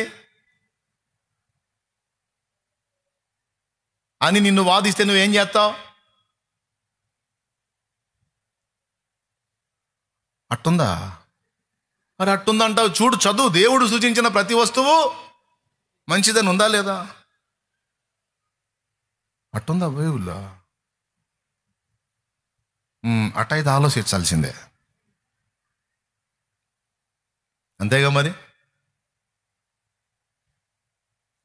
మందులో కలిపేవన్నీ ఏంటి? గాల్లో సృష్టించారా, లేదా ఆల్రెడీ సృష్టిలో ఉన్నాయా? యా. అది కూడా నీళ్లు కానీ అందులో కలిపే కెమికల్స్ కానీ అవన్నీ కూడా ఎవరు సృష్టించినాయి? మనుషుడు గాల్లో సృష్టించాలా, భూమి మీద దేవుడు సృష్టించిన వాటిలోంచి సేకరించి అవన్నీ కలిపి ఏదో తాగండ్రా బాధలు మరిచిపోండ్రా అని అందుబాటులో పెడితే ఏదో అప్పుడప్పుడు అంత పుచ్చుకొని మామా అనుకుంటున్నాం. అది ఎవరు? దేవుడు సృష్టి. వాక్యం ఏం చెప్పి దేవుడు సృష్టించిన ప్రతి వస్తువు మళ్ళీ కృతజ్ఞతాస్తుతులు చెల్లించి పుచ్చుకునేలా ఏదియో నిషేధింపదగినది కాదని ఇంటున్న వాక్యంలో ఉంటే ఏంది పాస్తలు ఎట్ట చెబుతారు? ఏంది అసలు వాళ్ళకి వాక్యం తెలుసా? నాకు తెలుసు వాక్యం అంటాడు తాగుబోతాడు. మళ్ళీ ఇది కాక ఇంకో మాట, అసలు సిగరెట్ తాగొద్దని ఎక్కడుంది బైబిల్లో అంటాడు. మందు తాగొద్దని ఎక్కడుంది బైబిల్లో అంటాడు. మందు తాగొద్దని అయితే ఉంది. త్రాగుబోతులు దేవుని రాజ్యానికి రారు, పోతారు పాతాళానికి అని ఉంది. మరి సిగరెట్ తాగొద్దని ఎక్కడుంది? సినిమా చూడొద్దని ఎక్కడుంది అంటాడు. ఇప్పుడు సిగరెట్ గురించే మాట్లాడుకుందాం. నువ్వు సిగరెట్టు, నువ్వు కళ్ళు, లేకపోతే నువ్వు బీరు, బ్రాందీ, విస్కీ ఇవన్నీ తాగుతావని ఆ చెత్తంతా రాస్తే ఈ బైబిల్ పుస్తకం ఒక గోతానికి వేసుకొని తిరుగుతూ ఉండాలి. ఎటు పోయినా ఒక పెద్ద గోతానికి ఒక బండి కట్టుకొని బస్తాలకు వేసుకొని తిరుగుతూ ఉండాలి. అన్ని పేజీలు వస్తాయి అన్నీ రాస్తే. అందుకే సింపుల్గా ఒక మాటలో చెప్పేస్తాడు. ప్రసంగి గ్రంథములో ఒకే ఒక్క మాటతో వీటన్నిటికీ ఫుల్ స్టాప్ పెట్టాడు తన వాక్యంలో. నీ దేహమును చెరుపు దానిని నీ యొద్ద నుండి తొలగించుకొనుము అన్నాడు. ఇంకేం కావాలి? నీ దేహమును చెరుపు దానిని నీ యొద్ద నుండి తొలగించుకొనుము. చూడండి, ప్రసంగి గ్రంథము 11వ అధ్యాయము 10వ వచనం 11:10. లేత వయస్సును నడిప్రాయమును గతించిపోవునవి గనుక నీ హృదయములో నుండి వ్యాకులమును తొలగించుకొనుము, నీ దేహమును చెరుపు దాన్ని తొలగించుకొనుము. నీ దేహమును చెరుపు దాన్ని. ఇప్పుడు సిగరెట్ ఉంది, దేవుడు సూచించిన ప్రతి వస్తువుని సిగరెట్ తాగుతున్నావు. శుభ్ర సిగరెట్ తాగేదేదో అంత విషం తాగు. అది కూడా మనుషుడు గాల్లో సృష్టించింది కాదు కదా. ఎండోసల్ఫానో నోవాక్రానో దాగు. అది కూడా దేవుడు సృష్టించింది కాదు కదా, మనుషుడు సృష్టించిందే కదా. మందుకు బదులు అది దాగు, సిగరెట్కు బదులు అది దాగు. అన్నానికి బదులు పొగాకు తిను. దేవుడు సూచించిన ప్రతి వస్తువుగా తిను. అన్నం తినొద్దు, ప్లేట్ నిండా పొగాకులు పెట్టుకొని నవ్వులు. పాయింటే కదా. మందుకు బదులు ఎండోసల్ఫాన్ నోవాక్రా అవి కూడా దేవుడు సృష్టిలో భాగమే, మనుషుడు గాల్లో సృష్టించలా. అమ్మో చచ్చిపోము. అదేంది దేవుడు సృష్టించిన వస్తువు, కృతజ్ఞతాస్తుతులు చెల్లించి పుచ్చుకో, పీడ వదిలిపోయిద్ది. అంటే వచనం అక్కడ దేనికి చెప్పాడో దాన్ని తీసుకెళ్ళి దేనికి ముడేస్తున్నారో చూడండి. వచనం ఏం చెప్పాడంటే తినే పదార్థాల గురించి అక్కడ మాట్లాడాడు. ఆహారం కోసం దేవుడు సృజించిన ప్రతి వస్తువు మంచిది, కృతజ్ఞతాస్తుతులు చెల్లించి పుచ్చుకునేడలో ఏది నిషేధింపదగినది కాదని తిను పదార్థములను గురించి మాట్లాడాడు. దరిద్రులు కొంతమంది ఈ వచనాన్ని తీసుకెళ్ళి వాళ్ళ దిక్కుమాల అలవాట్లకు అడ్డం పెట్టుకొని తిప్పలు పడేవాళ్ళు ఉన్నారు. చూడండి, వాక్యాన్ని వక్రీకరించి మన చేతనే దారి తప్పించేటట్టు చేయటం ఇది సైతాను కుట్ర. అది మీకు అర్థం కావటానికి జస్ట్ ఈ వచనం నుంచి చూపించా. నీ దేహమును చెరుపుదాని నీ యొద్ద నుండి తొలగించుకొనుము అన్నాడు.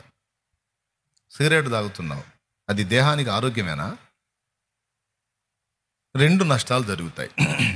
తాగంగా ఊపిరితిత్తులు ఆ పొగంతా కూడా పొగలో ఉండేటువంటి పచ్చటి ద్రవం ఏదైతే ఉందో అది ఊపిరితిత్తులకు పేరుకుపోయి అది పేరుకున్న దగ్గరల్లా చిన్న చిన్న కుండ్లు ఏర్పడి చివరికి అది క్యాన్సర్గా మారిద్ది.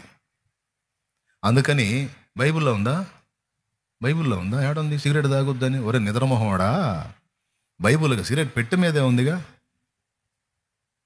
అమ్మేవాడు ఆఖరికి ఏ విధంగా ఊపిరితిత్తులు నాశనం అవుతాయో కూడా ఫోటో వేసి అమ్ముతున్నాడుగా. గుట్కా మీద అది వేసి అమ్ముతున్నారుగా, బొమ్మ కైని మీద అది వేసి అమ్ముతున్నారుగా. మందు తాగొద్దని ఎక్కడ ఉందంటే బైబిల్లో ఉంది, అనేక చోట్ల ఉంది. అండ్ మందు సీసా మీద కూడా ఉంది, మద్యపానం ఆరోగ్యానికి హానికరం అని. ఎక్కడ రాసుంది? బైబిల్ ఏడ రాసుంది? నీ నిద్రమోహం కాకపోతే ఆ సీసాల మీద, ఆ ప్యాకెట్ల మీద చూడు, అమ్మేవాడే రాస్తున్నాడు బొమ్మలు వేసి. మరి 2 ఊపిరితిత్తులు డ్యామేజ్ అవుతాయి. మొన్న కరోనా సమయంలో ఎక్కువ మంది డ్యామేజ్ అయిన వాళ్ళల్లో ఎవరయ్యారో తెలుసా? పొగ తాగేవాళ్ళు, ఆల్కహాల్కి బానిసలైన వాళ్ళు డ్యామేజ్ అయ్యారు. ఎక్కువ శాతం వాళ్ళు అయ్యారు.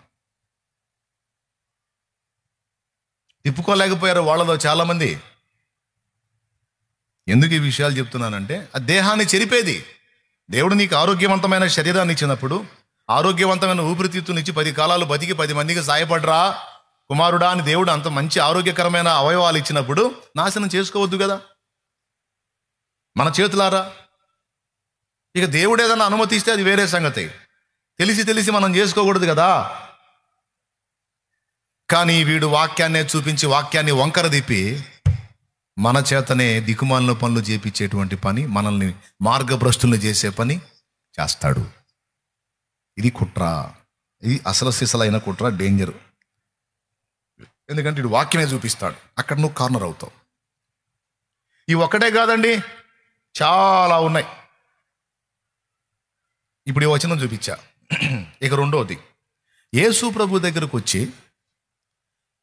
పాపం 40 దినాల నుంచి ఏమీ తినలేదు, ఆకలిగా ఉన్నావు, ఈ రాళ్ళు రొట్టెలగునట్లు ఆజ్ఞాపించు అన్నాడు. అప్పుడు యేసు ప్రభు అన్నాడు, మనుషుడు రొట్టె వలన కాదు దేవుని నోట నుండి వచ్చు ప్రతి మాట వలన జీవించును అని వ్రాయబడి ఉన్నది అన్నాడు. ఓహో, వాక్యానికి వచ్చావా? సరే, నువ్వు వాక్యం ఎత్తితే వాక్యంలో నుంచి వస్తా. వాడికి కూడా తెలుసు వాక్యం, వాడికి కూడా తెలుసు బైబిలు. ఇప్పుడు ఈ దుర్బోధ చేసే వాళ్ళందరూ ఎక్కువ వాడే డైలాగ్ ఏందో తెలుసా? వాక్యంలో చూద్దాం బ్రదర్, వాక్యంలో చూద్దాం, వాక్యం దగ్గరకు వద్దాం, వాక్యమే మనకు కొలబద్ద, వాక్యమే మనకు ప్రామాణికం, వాక్యమే మనకు ముఖ్యం అని ఎక్కువ డైలాగులు ఇవే వాడుతూ ఉంటారు.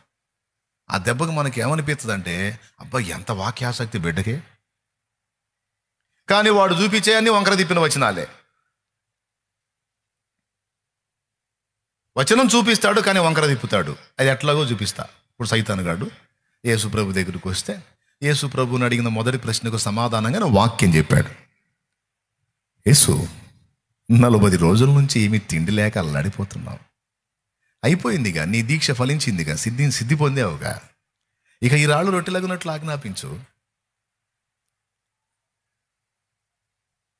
అంటే వాడు చెప్పింది యేసు ప్రభు వినేటట్టు చేయటానికి, యేసు ప్రభుకే మేలు చేసినట్టు ఈ రాళ్ళు రొట్టెలగునట్లు ఆజ్ఞాపించి వాటిని తిని నీ ఆకలి తీర్చుకో.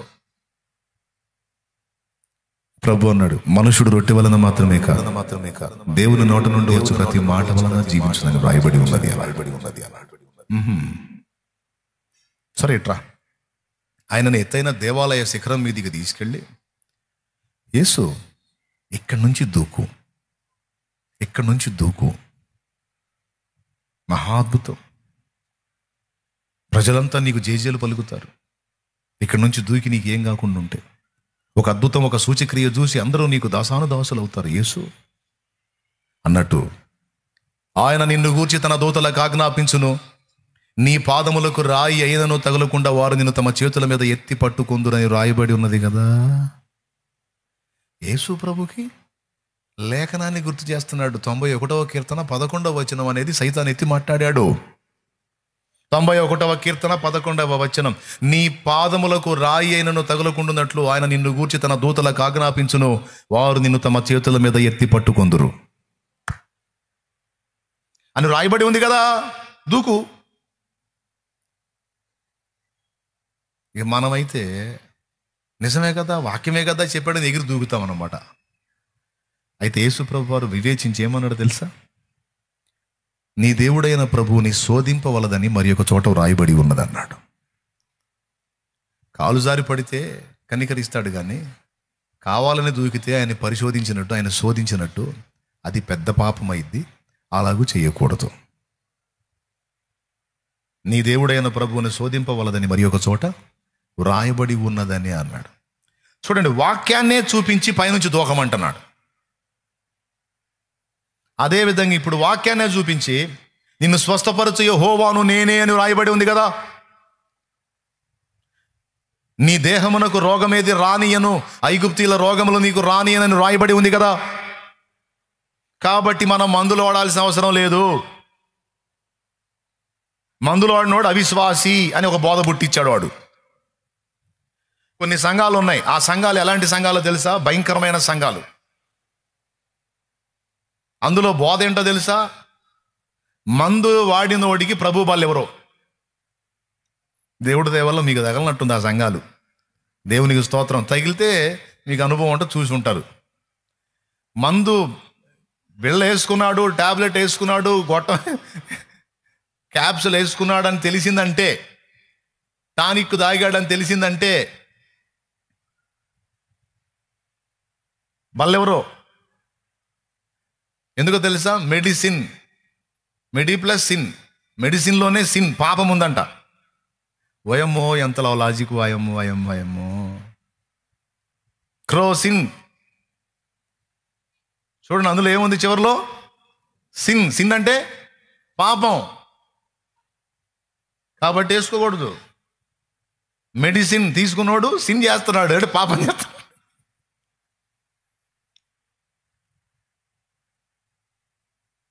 అవిశ్వాస అయిపోయాడు. బిళ్ళలు మింగినోడు, గొట్టాలు మింగినోడు, టాబ్లెట్లు మింగినోడు, క్యాప్సల్స్ మింగినోడు అవిశ్వాస అయిపోయాడు. టానిక్కులు తాగినోడు అవిశ్వాస అయిపోయాడు. బల్ల ఇవ్వకూడదు. పెద్ద సంఘం, మళ్ళా పేరు మోసిన సంఘాలు.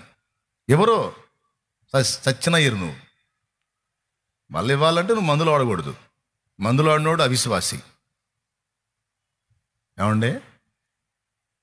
మరి అట్లయితే బైబిల్లో యేసు ప్రభువు అలా ఎందుకు మాట్లాడాడు? రోగికే వైద్యుడు అవసరము కానీ ఆరోగ్యము గలవానికి వైద్యుడు అక్కరలేదని యేసు ప్రభు తన నోటితో తానే చెప్పాడే. ఏమయ్యా, ఆ మాట ఉందా బైబిల్లో? ఏడుందో?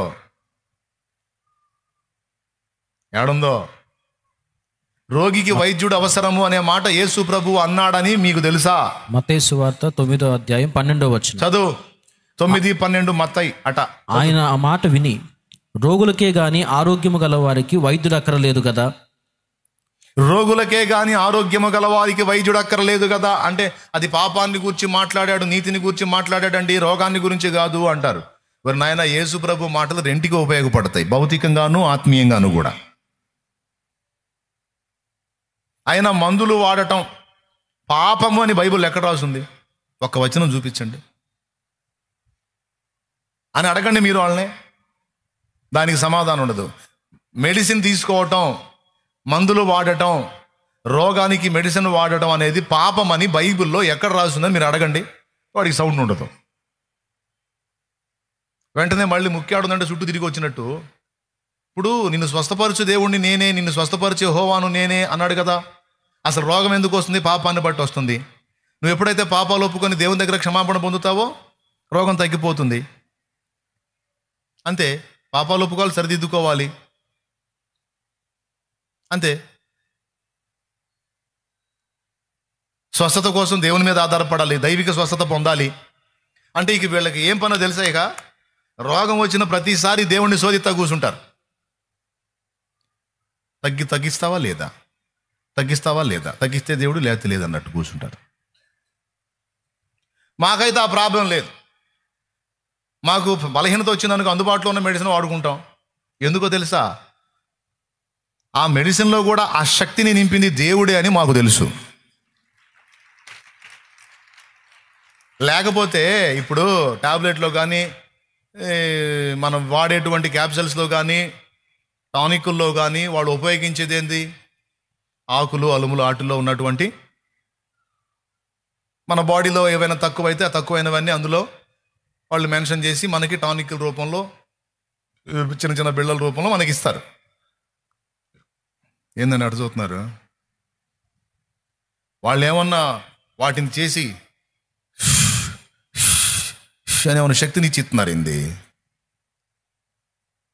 ఏమయ్యా, రోడ్డు పక్కన వాళ్ళు పాములాట ఆడేవాడు కానీ తూత్రి పాత్రి జాత్రి అన్నట్టు బిళ్ళని తీసుకొని ఏమన్నా అట్ట చేసి ఇస్తున్నారు ఏంది? ఇస్తున్నారా? దేవుడు సృష్టించిన సృష్టిలో ఆకులలో మన బాడీకి కావలసినటువంటి, మనం తినేటువంటి పండ్లలో, కూరగాయలలో, ఆకులలో మన బాడీకి కావలసినటువంటి విటమిన్స్ కావచ్చు, మినరల్స్ కావచ్చు, అన్నీ పొందుపరిచాడు ఆయన. బాడీలో ఏదైనా లోపమైతే చాలా వరకు వైద్యులు చేసేది ఏందో తెలుసా?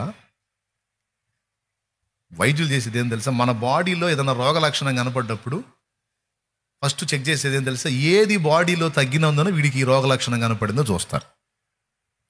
ఫర్ ఎగ్జాంపుల్, ఐరన్ తగ్గిందనుకో, బాడీలో ఐరన్ తగ్గిందనుకో, అమ్మాయి ముఖం పాలిపోయిద్ది, అబ్బాయి ముఖం అయినా సరే పాలిపోయిద్ది,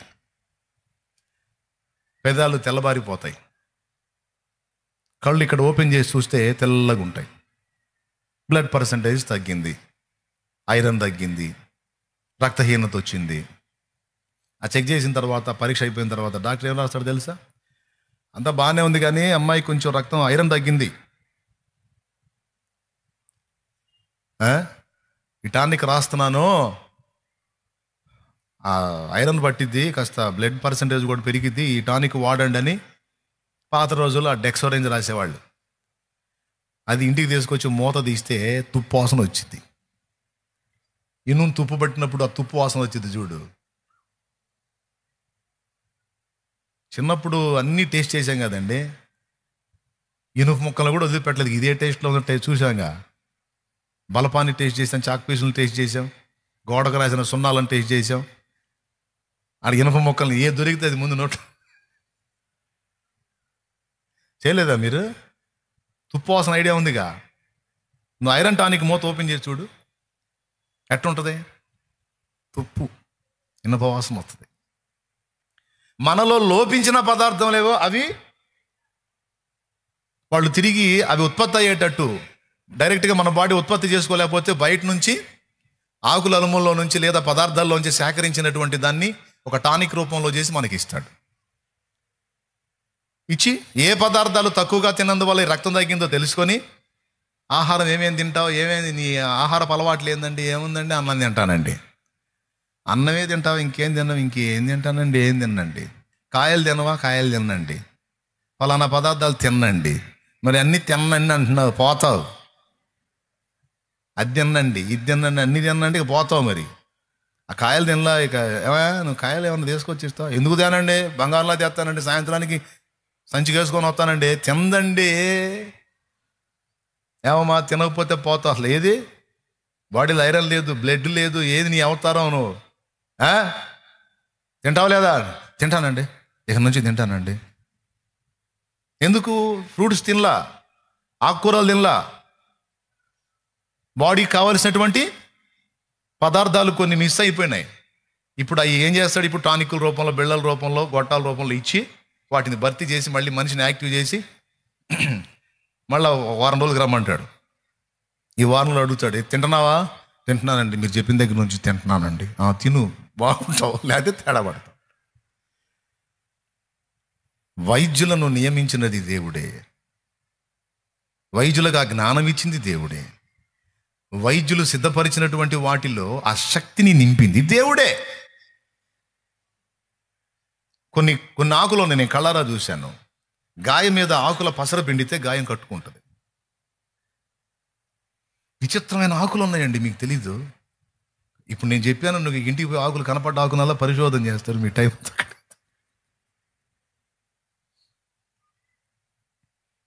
ఒకసారి నేను ఒక విషయం విన్నాను, ఒక ఆకు, దాని పవర్ చూడు. అడవిలో వేటకెళ్ళాడు. మీరు చిత్తూరు పక్కన పుత్తూరు అని ఉంది, ఐడియా ఉందా? శల్య వైద్యం అని, ఎముకలు ఇరిగితే కట్లు కడతారు. ఎంతమందికి తెలుసు? మాకు ఇరగలేదు, మేము బాగలేదంటారు మీరు. ఓకే, ఇప్పుడంటే రాడ్స్ వేసి చేస్తున్నారు అనుకోండి. అప్పట్లో అట్లా అక్కడ ఆకు పసరేసి కట్టు కడతారు వాళ్ళు. ఇరిగిన దగ్గర లాగి సరిచేసి ఆకు పసరేసి కట్టు కడతారు, ఆ ఎముక అతుక్కునేటట్టు.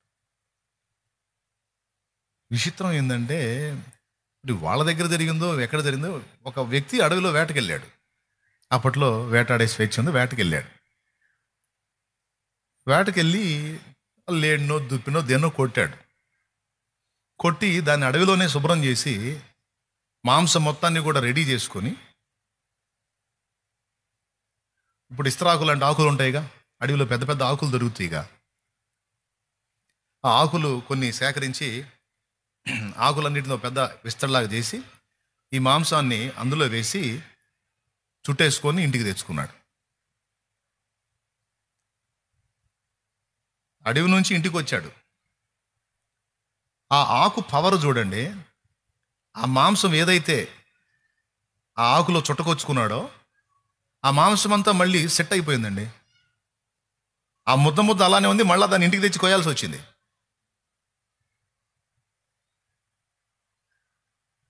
అర్థం కాలేదా? అంటే ఆ కండ అంతా ఏదైతే ఉందో ఈ ఆకు పవర్ దెబ్బకి అదంతా మళ్ళీ గట్టిపడిపోయింది, సెట్ అయిపోయింది. పీకినా రావట్లా, ఇక మాంసపు ముద్దంతటిని ఆకులు వేసి కట్టుకొచ్చాడు కదా, అది పట్టి లాగినా రావట్లా, ఇక మళ్ళీ మొదలుపెట్టి కొయ్యాల్సి వచ్చింది దాన్ని. అప్పుడు అతనికి ఆలోచన కలిగింది, అబ్బా ఈ ఆకులో ఎంత పవర్ ఉంది, ఖండాలుగా విభజించినటువంటి మాంసపు ఖండాలని తిరిగి అతికించగలిగేటువంటి శక్తి ఈ ఆకులో ఉంది అని గుర్తుపట్టి ఇక ఆకు గురించి ఎవడికి చెప్పలా. దేవునికి స్తోత్రం. ఎందుకు చెబితే ప్రతి ఒక్క లైన్లోకి దిగుతాడు కదా. అప్పుడు అతనికి ఆలోచన వచ్చింది అనమాట, ఇరిగిపోయినటువంటి ఎముకలు అతుక్కోవడానికి, అక్కడ కండ తిరిగి పట్టుబట్టడానికి ఈ ఆకు ఉపయోగపడిద్దని దాన్ని వేసి వైద్యం చేయటం మొదలుపెట్టారు. ఇట్లాంటి చరిత్రలు ఉన్నాయి. ఆకులలో ఏముంది అనుకుంటాం మనం, చాలా ఉంది.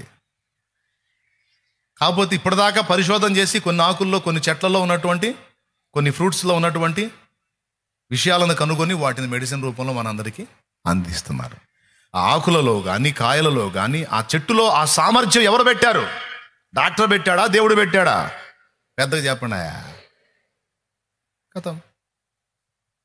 ఈరోజు టెక్నాలజీ వచ్చింది. టెక్నాలజీలో చాలా వరకు ఈరోజు జరుగుతున్న వైద్యం అంతట్లో మెడిసిన్ కావచ్చు, రకరకాల విషయాలు కనుగొన్న వాళ్ళు ఎక్కువ మంది ఎవరో తెలుసా? ఈరోజు రన్నింగ్లో ఉండి రకరకాల టెక్నాలజీల వైద్యం. ఒకప్పుడు ఆపరేషన్ చేయాలంటే ఓపెన్ చేయాలి పొట్ట, 11 రోజులు మనిషిని కదలనీరు. ఆడ మనిషికి మళ్ళీ ఒక్కసారి చచ్చి బతికినట్టు మనిషి డొల్లైపోయింది. ఇప్పుడు లాప్రోస్కోపీ వచ్చింది. సింపుల్, 2 చోట్ల 3 చోట్ల బెజ్జాలు పెట్టినట్టు పెడతాడు, ఆ లోపల ఉన్న ఇబ్బందిని తీసి పడేస్తాడు. లాప్రోస్కోపీ కాస్ట్ ఎక్కువ, కానీ చేసిన రోజే నడిపిస్తారు. ఐడియా ఉంది కదా? ఈ అధునాతన టెక్నాలజీ మనుషులకి వైద్య పరికరాలు అందుబాటులోకి వచ్చేటట్టు చేసి, రోగాలు ఎన్నోనే అన్ని రకాల వైద్యాలు వచ్చేటట్టు చేసి, మనందరినీ బ్రతికించడానికి వైద్యులకు ఆ జ్ఞానం ఇచ్చింది దేవుడు, ఆకులకు ఆ శక్తినిచ్చింది దేవుడు. వాళ్ళు రకరకాల విషయాలు కనుగొనేటట్టు చేసింది ఎవరండి? ఆ కృప ఇచ్చింది ఎవరండి? దేవుడు. కానీ ఏమని మాట్లాడతారు? మందులు వేసుకుంటే వాడు అవిశ్వాసి, వైద్యం చేయించుకుంటే అవిశ్వాసి. ఈ బొంద ఏం కాదు. వైద్యుడిగా జ్ఞానం ఇచ్చింది నా దేవుడు. ఇంకా చెప్పాలంటే వైద్య పరికరాల్లో చాలా వరకు కనుగొన్నవన్నీ దేవుని పిల్లలే కనుక్కున్నారు. దేవుని ప్రేమను బట్టి మానవ జాతి క్షేమం కోసం దేవుని పిల్లలు క్రైస్తవులే చాలా వరకు కనుక్కున్నారు మెడిసిన్ని. ఇండియాలో ఆయుర్వేదం ఉంది. ఆయుర్వేదంలో ఎన్ని రకాల మందులు ఉన్నాయో తెలుసా? అన్ని ఆకుల నుంచి, అలముల నుంచి తీసినాయి. అది కూడా అద్భుత వైద్యం. ఇది మన పూర్వకాల ఋషులు కనుక్కున్నారు, సమాజ శ్రేయస్సు కోరి. కానీ బోధల్లో ఏం తీసుకొచ్చారు? బోధ మందులు వాడకూడదు, నిన్ను స్వస్థపరచే హోవా నేనేనా ఉందిగా, మరి ఎందుకు వాడుతున్నారు మందులు? స్వస్థపరచు దేవుడిని నేనన్నప్పుడు మళ్ళీ మనం మందులు వాడితే దేవుడి మీద ఆధారపడినట్టు అయిద్దిగా, అవిశ్వాసం కింద అయిద్దిగా. మనం దైవిక స్వస్థత మీద ఆధారపడాలి, కానీ మనుషులు ఇచ్చే స్వస్థత మీద ఆధారపడకూడదు. అంటే నేను అంటాను, తిండి తినవాకు, తిండి కూడా తినవాకు, దేవుడే కడుపు నింపుతాడు. మనుషులు పండించే తిండి నీకెందుకు అంటాను నేను. ఆన్సర్ చెప్పు. కళ్ళజోడు పెట్టవాకు. వాళ్ళు ఇంతసేపు ఈ స్వస్థత ప్రసంగాలు చేసేవాళ్ళు అందరూ కళ్ళజోడు పెట్టున్నారు. దైవిక స్వస్థత మీద ఆధారపడాలి, నీకు కళ్ళజోడు ఎందుకు? ఇది వేరు, ఇది వేరు అని అది కాండం. ప్రతి దానికి ఇట్లాంటి తీసుకొచ్చి అతి చేసి చాలామంది ప్రాణాలు డ్యామేజ్ అయ్యేటట్టు చేశారు. ఇలాగ బైబిల్లో నోటి వచనాలని వక్రీకరించి మనం శోధించబడేటట్టు సాతాను కుట్ర చేస్తాడు. ఇప్పుడు నేను మెడిసిన్ వాడొచ్చు అని అన్నప్పుడు మీకు ఏమన్నా బాధగా ఉందా? కరెక్టే కదా అన్న అన్నోళ్ళు ఎంతమంది ఒప్పుకుంటారండి? 100% మానవ ప్రయత్నం, దేవుడు వారికి ఇచ్చిన జ్ఞానాన్ని బట్టి. వైద్యులు వాళ్ళ సేవ మామూలు సేవ కాదు. పాపం వాళ్ళని తిడతారు, డాక్టర్లు ఎట్టా అని. పైసలు తీసుకున్నా సరే వాళ్ళు చేసే సేవ వాళ్ళు చేస్తున్నారు, వాళ్ళ త్యాగం గొప్పదే. కాలికి గాయమయ్యి అది కుళ్ళిపోతే ఇంటోళ్ళే ఇబ్బంది పడతా ఉంటారు, కానీ హాస్పిటల్కి పోతే వాళ్ళు ఇంత ఫీలింగ్ లేకుండా మొత్తం క్లీన్ చేసి, ఎక్కడెక్కడ మెతకంతా కూడా క్లీన్ చేసి శుభ్రంగా కట్టుకట్టి పంపిస్తారు. గొప్ప సేవ, వైద్య సేవ. కరోనా టైంలో ఎంతమంది డాక్టర్లు ప్రాణాలు కోల్పోయారండి? మనం పాట కూడా పాడాం, గుర్తుందా మీకు? ఏం తెలుసులే మీకు. పోలీసు వాళ్ళ గురించి, డాక్టర్ల గురించి, పారిశుద్ధ్య కార్మికుల గురించి, నర్సుల గురించి ఒక పాట పాడాం, యూట్యూబ్లో ఉంది, ఏడుందో దేవుడు అడుకోండి. మనం అందరి పరిచర్లు గుర్తిస్తాం, అందరినీ దేవుడు ఏర్పాటు చేసిన పాత్రలన్నీ గుర్తిస్తాం, మనం వినియోగించుకోవాల్సినవన్నీ వినియోగించుకుంటాం. అంతగా మొండికి తిరిగి వైద్యులు కూడా చేతులు ఎత్తేస్తే అప్పుడు కూర్చుంటాం. అయ్యా, మానవ ప్రయత్నంగా నేను చేయాల్సినవి చేశాను ప్రభా, వాళ్ళ వల్ల కూడా కాలేదు, ఇక నీ అద్భుతం జరిగితే తప్ప కార్యం లేదు. ఇక నాయన, ఇప్పటిదాకా నిన్ను శోధించలేదు, నువ్వు చేస్తావా లేదా నేను అడగలేదు, ఇక నువ్వు చేస్తేనే జీవితం, లేకపోతే లేదని అప్పుడు కూర్చోవచ్చు, ఇబ్బంది లేదు. అది తప్పేం కాదే, అవన్నీ కూడా దేవుడే ఏర్పాటు చేశాడే. కానీ సైతాన్ గాడు ఏం చేస్తున్నాడు? యేసయ్య దగ్గరికి వచ్చి పైనుంచి దూకు, దేవుణ్ణి శోధించు. అట్లాగే మందులు ఆడొద్దు, దేవుణ్ణి శోధిస్తా కూర్చో. తలకాయ నొప్పిగా ఉందండి, వినండి, వాక్యం చెప్పాలి, పోయి నేను వాక్యం చెప్పాలి, తలకాయ నొప్పిగా ఉంది, వాక్యం చెప్పాలి. ఇక మోకాళ్ళు వేసి కూర్చొని నేను ఇప్పుడు వాక్యం చెప్పాలి, తలకాయ నొప్పి తగ్గిస్తావా లేదా? ప్రభా స్వస్థపరచాలి, నువ్వు ఇప్పుడు స్వస్థపరచాలి, నాకు తెలియదు అంటే దేవుడు ఏం చెబుతాడు తెలుసు? నిద్రమోహం కూడా దగ్గరలో రోలాన్ ఉంది, రాసుకోరా అంటాడు. నేను రాసుకోను. నేను రోలాన్ రాసుకునేది ఏంది? నేను జెండుమారు రాసుకునేది ఏంది? అదంతా మనుషులు కనిపెట్టింది. ఇప్పుడు నీ బలమైన బాహు ఆకాశం నుండి చాపబడి నీ బంగారు హస్తం నా నెత్తి మీదకి రావాలి, నా తలలో ఉన్న బాధ అంతా తీసివేయాలి. ఇప్పుడు నాకు తీసేస్తే తప్ప నేను వెళ్ళాను అని కూర్చున్నాను అనుకో, నేను చెప్తున్నా, ఖచ్చితంగా ఆకాశం తెరవబడదు, ఆయన బంగారు హస్తం ఎట్టి పరిస్థితిలో రాదు. ఏందది?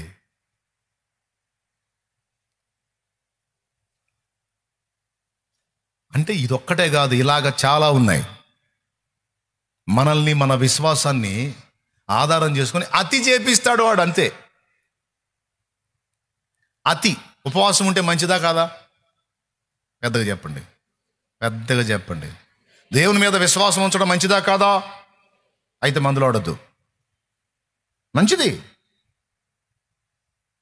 అమ్మో, మందులు ఆడపోతే ఎట్టన్నా అంటే అప్పుడు నీకు విశ్వాసం లేదా దేవుడి మీద? ఉంది. విశ్వాసం ఉంటే మందులు ఆడుకోవద్దు, ఆపేసి. అప్పుడు నువ్వేం చెప్పాలి తెలుసా? అన్నా, నాకు దేవుడి మీద విశ్వాసం ఉంది, తగ్గించినా ఉంది, తగ్గించకపోయినా ఉంది. అర్థమైందా? కాబట్టి నేను దేవుడిని శోధించను, నాకు దేవుడి శక్తి మీద డౌట్ ఏం లేదు. మనుషులకి జ్ఞానం ఇచ్చింది కూడా దేవుడేనని నాకు తెలుసు. కాబట్టి నేను అది వాడుకుంటే నువ్వు అవిశ్వాసం ఎవడన్నాడు? నాకు దేవుడి మీద విశ్వాసం ఉంది కాబట్టే నేను దేవుడిని శోధిస్తా కూర్చోను. నాకు దేవుడు అందుబాటులోకి ఇచ్చిన వాటిని వాడుకుంటా, వాటి వల్ల కానప్పుడు దేవుడికి వెళ్ళి చూస్తా. అంతేగాని నాకు తగ్గితేనే దేవుడు శక్తి గలవాడని నాకేమో అనుమానం లేదే. ఆ అనుమానం నీకుంటే నువ్వు కూర్చో, నాకు లేదు. నాకు దేవుడి మీద విశ్వాసం ఉంది, తగ్గించినా ఉంది, తగ్గించకపోయినా ఉంది. కాబట్టి నేను తగ్గిస్తే దేవుడు, లేకపోతే లేదని కూర్చోను. నాకు అందుబాటులో ఉన్నాయి వాడుకుంటాను, లేకపోతే తగ్గకపోతే దేవుడి మీద ఆధారపడతాను. ఎంతమందికి అర్థమైందండి? మోసపోవద్దు, అతి చేయొద్దు, జీవితాలు నాశనం చేసుకోవద్దు. కొంతమంది ప్రాణాలు కోల్పోయారు ఇట్లా అతి చేసి.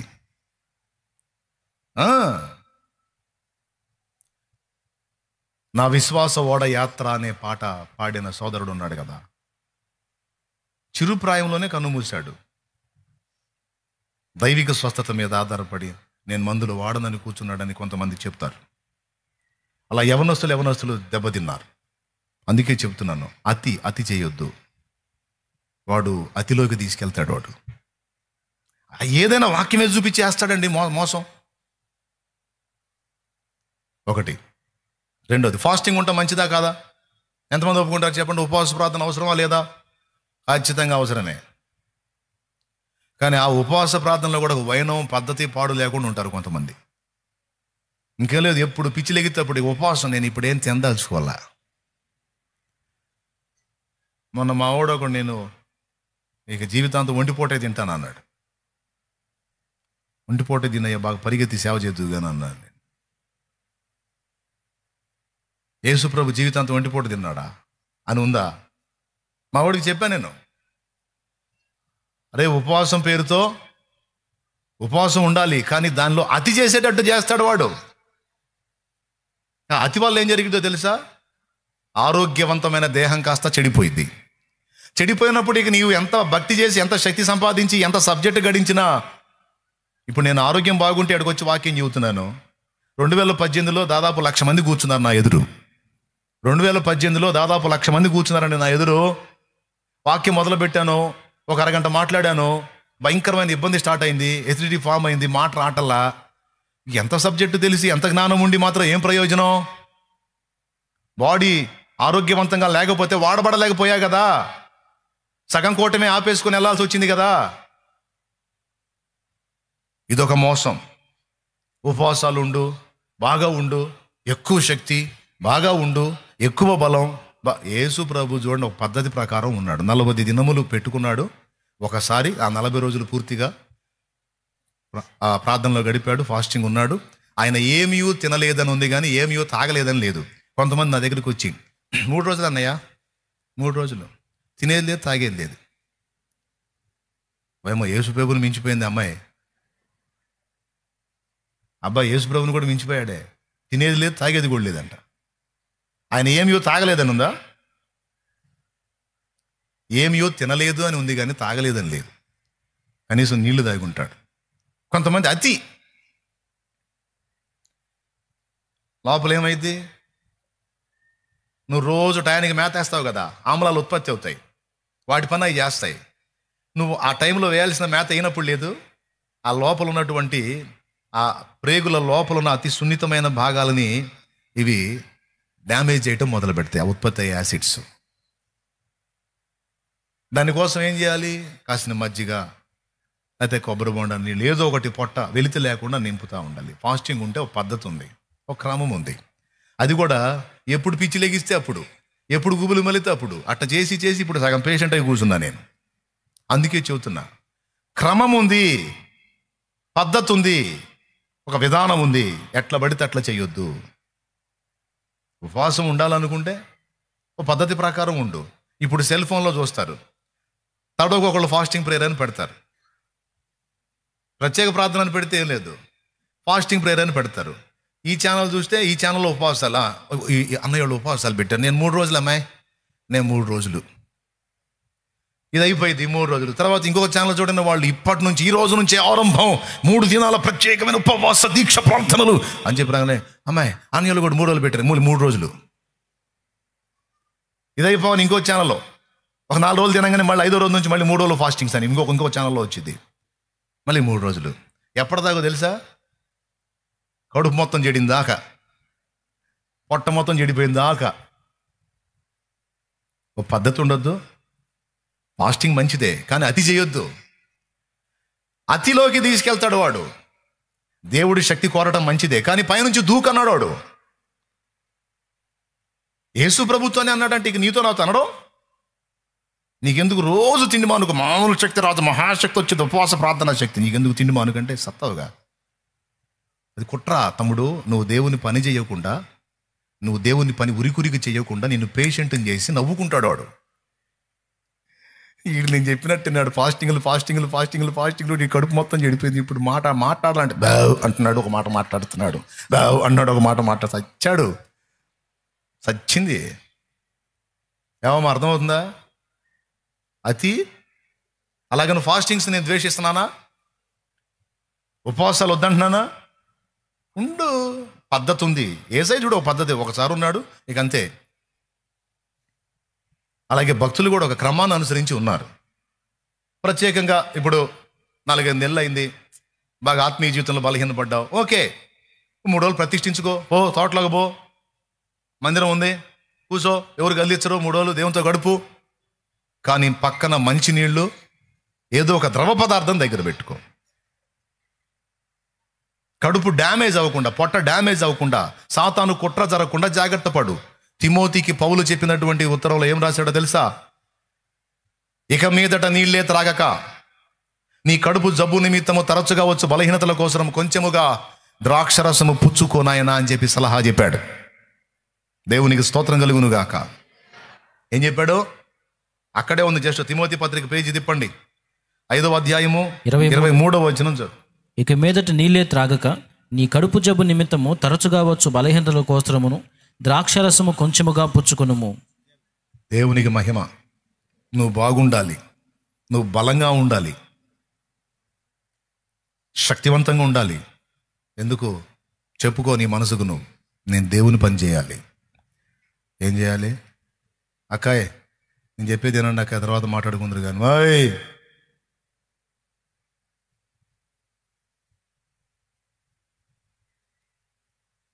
వింటున్నారా? ఇక మీదట నీళ్ళే త్రాగక నీ కడుపు జబ్బు నిమిత్తమును తరచుగా వచ్చు బలహీనతల కోసము కొంచెముగా ద్రాక్షరసము. అంటే ఎప్పుడు? ఫాస్టింగ్ ఉన్నప్పుడు ఒట్టి నీళ్ళే తాగుతున్నాడు ఈయన. ఎవరు? తిమోతి. 2 వచ్చినాయి, కడుపు జబ్బు వచ్చింది. మరి ఆమలాలు ఉత్పత్తి అయి డ్యామేజ్ చేసినాయి. చూడు, అప్పట్లోనే సలహా చెప్తున్నాడు చూడండి, తరచుగా వచ్చు బలహీనతల కోసం. చూడండి, ఉరికురికి సేవ చేయాల్సిన పేషెంట్ అయ్యాడు తిమోతి. అందుకని సలహా చెప్తున్నాడు, ఇక మీదట నీళ్ళే త్రాగక కొంచెముగా ద్రాక్షరసం.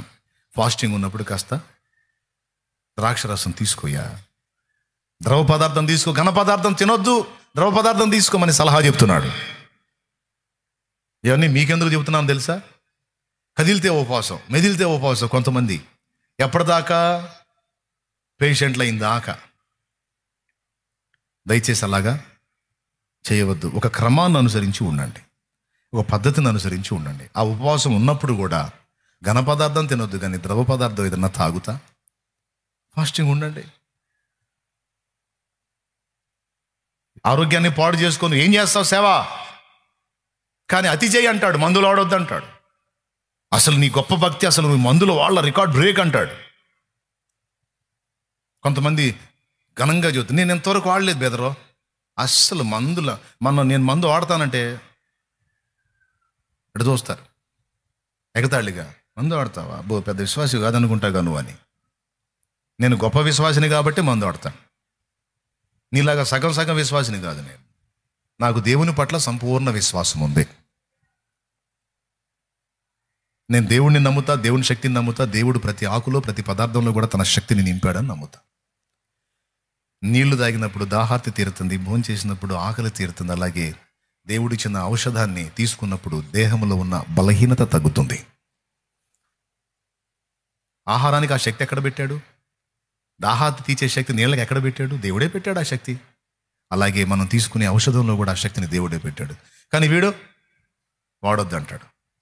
ఏ సంఘములోకి నువ్వు వెళ్ళినా, ఎక్కడ అది వినబడ్డా, దయచేసి కొంచెం ఆలోచించు, తొందరపడి తీర్మానాలు చేయవాకు. అయిపోయింది ఒకటి. రెండవది, ఫాస్టింగ్స్ ఉన్న ఒక క్రమం. మూడవది, దేవుని సేవ పేరుతో, దేవుని పరిచర్య పేరుతో ఫ్యామిలీస్ని నిర్లక్ష్యం చేయొద్దు. ఇది కూడా అతి. కుటుంబ బాధ్యతలను నిర్లక్ష్యం చేయొద్దు. నువ్వు దేవుని సేవకుడు అయితే అయ్యావు, సేవకురాలు అయితే అయ్యావు, దేవుని కోసం పనిచేస్తే చేస్తున్నావు, పరిగెత్తితే పరిగెత్తుతున్నావు, కానీ ఫ్యామిలీని నిర్లక్ష్యం చేయొద్దు. నువ్వు ప్రత్యేకంగా ప్రార్థన చేయాలనుకున్నప్పుడు ఉభయుల సమ్మతి చొప్పుననే తప్ప ఒకరినొకరు ఎడబాయొద్దు అన్నాడు. కొంతమంది స్త్రీలు ఉంటారు, భర్తను పట్టించుకోరు. నేను ఏసైతో డీప్ అయిపోయా, ఇక నువ్వు పోయి వాగులోదు, నాకు సంబంధం లేదు అని భర్తను దూరం పెట్టేటువంటి స్త్రీలను కొంతమందిని నేను ఎరుగుదును. తప్పు. దానివల్ల ఏం జరుగుతుందో తెలుసా? నీ భక్తి పరవశ్యంలో నువ్వు ఉంటావు, అతను పోయి జారత్వ పాపంలో పడతాడు. ఇలాంటి పిచ్చి పని చేయొద్దు. దేవుడు అవసరమే, భక్తి అవసరమే, కానీ బాధ్యతలను విస్మరించునంతగా కాదు. బాధ్యతలను కూడా నెరవేర్చాలి. మంచిగా కోఆపరేట్ చేసే భర్త, నీ భక్తికి సపోర్ట్ చేసే భర్త, ఆయన అవకాశం ఇచ్చినప్పుడు తప్పకుండా నువ్వు కొనసాగించు. కానీ ఆయనకు జరపవలసిన ధర్మములు జరిపే విషయంలో నువ్వు దేవుడికి లెక్క చెప్పుకోవాలని మర్చిపోవద్దు. ఖచ్చితంగా లెక్క చెప్పాలి. నీ భార్యకు జరపవలసిన ధర్మముల విషయంలో నువ్వు లెక్క చెప్పాలి, దేవుడికి అడుగుతాడు. నీ పిల్లలకు జరపవలసిన ధర్మముల విషయంలో నీ పిల్లలకు నువ్వు నెరవేర్చాలి.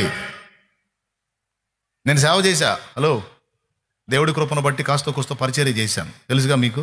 కానీ నా భార్య పిల్లల్ని నిర్లక్ష్యం చేయలే. పచ్చిగా ఓపెన్గా చెప్తున్నాను, నేను నా పిల్లల్ని నిర్లక్ష్యం చేయలేదండి. నేను ఒక పక్క ఇంతమంది సంఘాన్ని నడుపుకుంటా, ఇంత పరిచర్య చేసుకుంటా, ఇన్ని ప్రాంతాల్లో పరిచర్యలు చూసుకుంటా. ఏమంటే మీరు ఇంట్రెస్ట్గా ఉన్నారా, విరక్తిగా ఉన్నారా? ఎంతమంది లైన్లో ఉన్నారు? రైట్. దేవునితో గడుపుకుంటా, ఒక పక్క అన్ని క్రమాలు చేసుకుంటానే, దేవునికి సంబంధించి 3 భాగాలు బాధ్యత నెరవేర్చుకుంటా, ఒక భాగం నా కుటుంబ బాధ్యత మీద కూడా దృష్టి పెట్టాను నేను. ఎందుకంటే సిలువ మీద వేలాడేటప్పుడు సైతం యేసయ్య తన గురించి ఆలోచించలా, పరలోక తండ్రి చిత్తం నెరవేర్చడానికి సిలువ ఎక్కాడు. భూమి మీద ఉన్న తల్లిని గురించి పట్టించుకున్నాడు. అమ్మా, ఇదిగో నీ కుమారుడు, యోహాను, ఇదిగో నీ తల్లి, ఇక నుంచి ఆమె నీకు తల్లి, ఆమె బాధ్యత నీదే అని సిలువ దగ్గర నిలిచిన తల్లిని యోహానుకు అప్పచెప్పాడు. యేసుక్రీస్తు ప్రభుకి 18 ఏళ్ల ప్రాయం వచ్చేటప్పటికి ఆయనకి నామకార్థపు తండ్రిగా ఉన్న యోసేపు చనిపోయాడు. చరిత్రకారులు చెప్పే విషయం. యేసయ్య 18 ఏళ్ల ప్రాయం నుండి 30 ఏళ్ల ప్రాయం, అంటే ఇంచుమించు 12 సంవత్సరాలు వడ్రంగం పనిచేసి, కష్టపడి చెక్క పని చేసి కుటుంబాన్ని పోషించాడు. ఆయన తర్వాత 4 మగపిల్లలు మరియమ్మకి, 2-3 ఆడపిల్లలు. మొత్తానికి రెక్కలు వచ్చిందాకా కష్టపడి పనిచేసి వాళ్ళందరికీ బాధ్యతలు నెరవేర్చి 30 సంవత్సరాల ప్రాయములో వెళ్ళి యోహాను దగ్గర బాప్తిస్మం పొంది ఆ 3.5 సంవత్సరాలు జరిగించిన పరిచర్య ఫలమే ఇదంతా.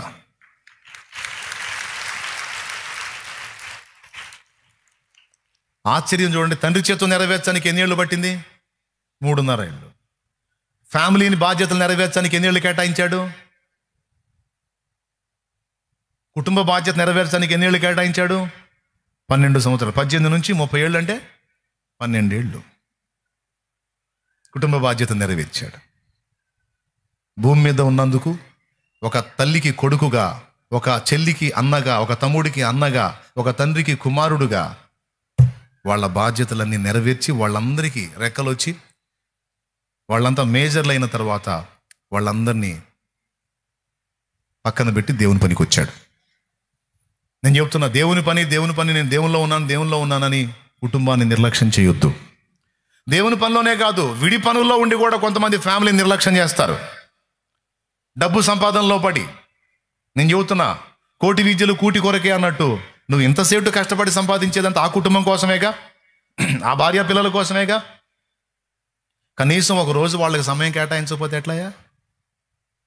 కొద్దిగా టైం కేటాయించు. నెలలోనో నెలన్నరలోనో ఒక రోజు కేటాయించు, లేదా 2 నెలలకు ఒకసారి ఒక రోజు కేటాయించు. భార్య పిల్లల్ని చేతబట్టుకో, హోటల్కి తీసుకెళ్ళు, వాళ్ళు కోరిన పదార్థం ఏదో పెట్టించు, మందిరాన్ని తీసుకొని రా. వీడి రోజులు ఎవరుండరో, లేదా తోటలో తీసుకొని పో,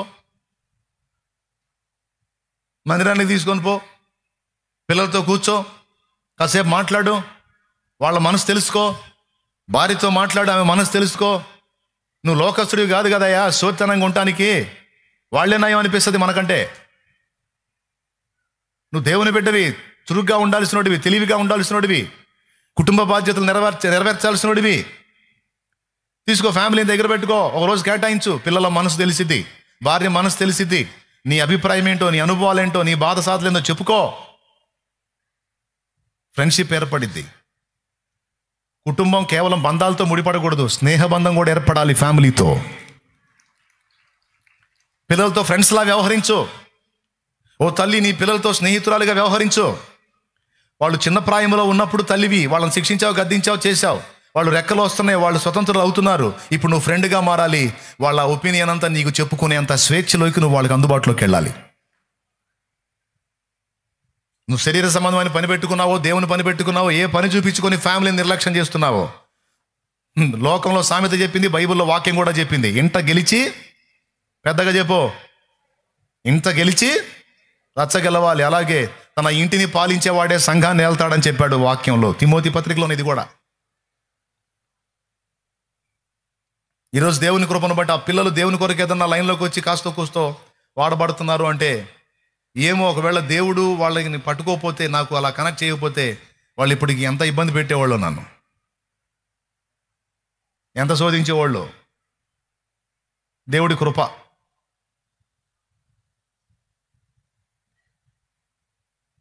నేను చెబుతున్నా, తప్పు చేయకుండా ఎవరు ఉండరు, బలహీనపడకుండా ఎవరు ఉండరు. కానీ ఒక ఫ్రెండ్గా పిల్లల్ని, ఎదుగుతున్న పిల్లల్ని ఒక ఫ్రెండ్గా వ్యవహరించి వాళ్ళని బ్యాలెన్స్ చేసుకోవటం కూడా మన బాధ్యత అని మర్చిపోవద్దు.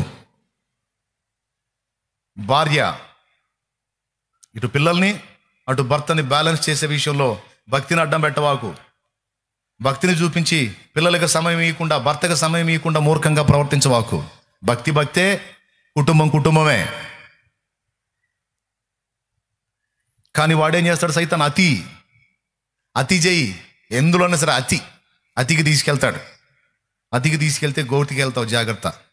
కుటుంబం కూడా ఎఫెక్ట్ అయింది.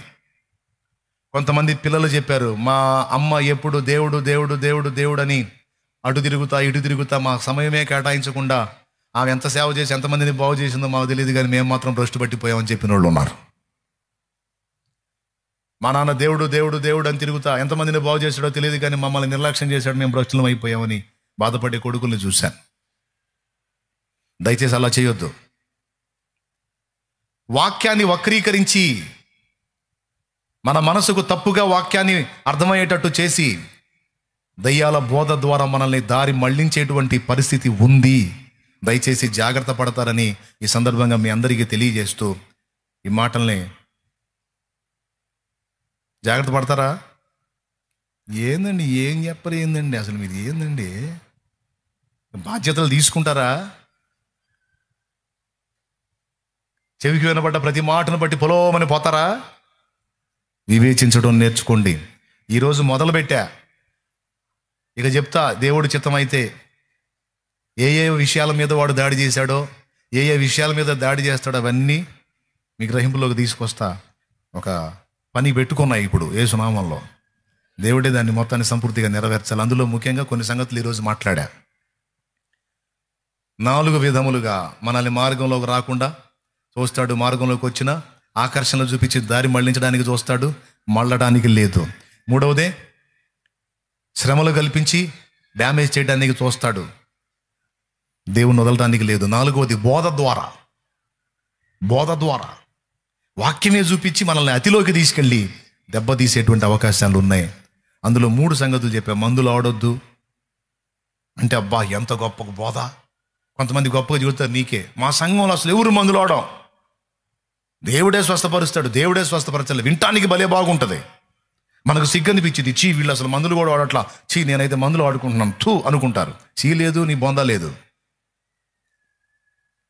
నువ్వు ఒకటే మాట, నాకు దేవుడి మీద అనుమానం లేదను. నాకు దేవుడి మీద అనుమానం లేదు. తగ్గించినా దేవుడే, తగ్గించకపోయినా దేవుడే. నన్ను స్వస్థపరచనంత మాత్రాన ఆయన దేవుడు కాకుండా పోడు. అర్థమైందా? ఆయన శక్తి ఏంటో నాకు తెలుసు, తప్పకుండా స్వస్థపరుస్తాడు. అయితే ప్రతిదానికి ఆయన దగ్గరికి వెళ్ళి ఆయన్ని శోధిస్తా కూర్చోను. ఆకలికి అన్నం పెట్టాడు, దాహానికి నీళ్లు పెట్టాడు, రోగానికి ఔషధం పెట్టాడు. 3 వాడుకుంటా.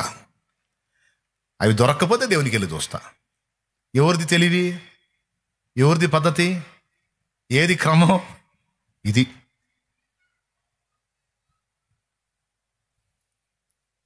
హిజ్కియాకి జబ్బు వచ్చింది, రాచపుండు పుట్టింది, క్యాన్సర్ పుండు. దేవుడు స్వస్థపరచగలడు వాక్కు చేత. కానీ యెషయా వచ్చి ఏం చెప్పాడు? అంజూరు పడలు తీసుకొచ్చి హిజ్కియా కట్టమన్నాడు. అంజూరు పడ తీసుకొచ్చి ఆ గాయానికి వేసి కడితే గాయం తగ్గింది. ఆ అంజూరపు అడలో ఉన్నటువంటి ఆ శక్తి ఎవరిచ్చారు? ఆ పుండును మాన్పించే శక్తి ఎవరు పెట్టారు? దానిలో మనిషి పెట్టాడా? కాబట్టి వైద్యం పొందటం ఎంత మాత్రం తప్పు కాదు. అలాంటి బోధ వినబడినప్పుడు లక్ష్య పెట్టొద్దు. అది గొప్ప భక్తి అని మోసపోవద్దు. అది గొప్ప భక్తి కాదు, అనుమాన భక్తి, దేవుణ్ణి శోధించే భక్తి. అది ఎవరు చెప్పినా తప్పే. అలా చెప్పినటువంటి వాళ్ళు చివరికి వైద్యం పొందక తప్పలా. హలో, ఇలా ఎగిరెగిరి బోధించిన వాళ్ళందరూ చివరికి వైద్యం పొందక తప్పలా. వాళ్ళ బోధ తప్పని వాళ్ళకి వైద్యం చేపించి నిరూపించాడు దేవుడు. అలాగే ఫాస్టింగ్స్ పేరుతో పొట్టలు పాడు చేసుకోవద్దు, ఉపవాసం ఉండాలి కాదని నేను అనట్లా. కానీ ఉండేటప్పుడు ఒక క్రమాన్ని అనుసరించి కనీసం తిండి తినకపోయినా ఏదైనా ద్రవ పదార్థమైన కడుపులో వేసి పొట్టని కాపాడుకుంటూ ఫాస్టింగ్ ఉండాలి. అతికిపోయి నీళ్ళు కూడా తాగట్లేదు అన్నయ్య, నేను తాగను, అసలుకి ఉపవాసం ఉన్నప్పుడు నీళ్ళు కూడా తాగను, మరి ఎందుకో ప్రభు నాకు ఆ కొప్ప ఇచ్చాడు. కొప్ప కాటికి పోతావు, గొప్ప కాదు, ఒక్కసారి పోతావు. పిచ్చి పనులు చేయొద్దు. మూడవది, దేవుని పనో లేతే భూమి మీద జీవనోపాధి అన్న పనో అని ఏదో ఒకటి అతి చేసి నీ కుటుంబంతో నీవు గడపకుండా, నీ భక్తి జీవితంలో ఫ్యామిలీని ప్రొటెక్ట్ చేయకుండా చెడగొట్టే అవకాశం ఉంది. కనుక నీ ఫ్యామిలీ బాధ్యత ఉంది, కుటుంబ బాధ్యత ఉందని మర్చిపోవద్దు. ఏ బాధ్యత లేకపోతే నేను చేయగలిగింది ఏం లేదు, నీ ఇష్టం వచ్చినట్టు నువ్వు భక్తి చేసుకోవచ్చు. ఏ బరువు లేకపోతే బాధ్యతలు ఉంటే వాటిని బ్యాలెన్స్ చేసుకుంటూ దేవుని పని చేయాలి. వాటిని బ్యాలెన్స్ చేసుకుంటూ భూమి మీద ఉపాధి కొరకైన పని చేయాలి. పురుషులారా, తల్లిదండ్రులకు ఇవ్వాల్సిన సమయం, భార్య బిడ్డలకు ఇవ్వాల్సిన సమయం కేటాయించండి. వాళ్ళని సంరక్షించండి, భౌతికంగా పోషించండి, ఆత్మీయంగా కూడా వాళ్ళని పోషించండి. మీకు తెలుసా, ఇలా ఫ్యామిలీ బాధ్యతను తీసుకోనోడు అవిశ్వాసి కంటే తేడా అన్నాడు. నేను చెప్పలేదండి, అయిపోయింది ఎడుగుడి కోటం. ఒక్కసారి తిమోతికి రాసిన మొదటి పత్రిక 5వ అధ్యాయం 8వ వచనం అండర్లైన్ చేసుకుని వదిలే. 5:8 తిమోతి పత్రిక, అదే పత్రికలో అని చెప్పాడు. ఎవడైనను స్వకీయులను విశేషముగా తన ఇంటి, తిమోతికి రాసిన మొదటి పత్రిక 5వ అధ్యాయం 8వ వచనం, ఎవడైనను స్వకీయులను విశేషముగా తన ఇంటి వారిని సంరక్షింపకపోయిన ఎడల వాడు విశ్వాస త్యాగము చేసిన వాడై అవిశ్వాసి కన్నా చెడ్డవాడై ఉండును. ఎంత భయంకరమైన మాట చూడది. ఫ్యామిలీ బాధ్యతను తీసుకోకపోతే అది ఎంత డేంజరో చెప్తున్నాడు. కుటుంబాన్ని సంరక్షించకపోతే వాళ్ళు అవిశ్వాసి కన్నా చెడ్డవాళ్ళట. చెప్పిన ఎంతమందికి అర్థమైనాయి అమ్మా? అయ్యా ఎట్లా కదిలించండి చేతులు. అయినాయా? ఇంకలేండి, టైం లేదు, లేకపోతే ఇంకా చెబుతును. రెండో కూటానికి వాళ్ళు వచ్చి కూర్చుంటారు. లేండి, తొందర లేండి. అలా లేపండి, మీరన్నా లేపండి, వాళ్ళు లేపండి. లేవలేకపోతున్నారు, లేపండి. మగపిల్లలు చూడు టపిమని లేచారు.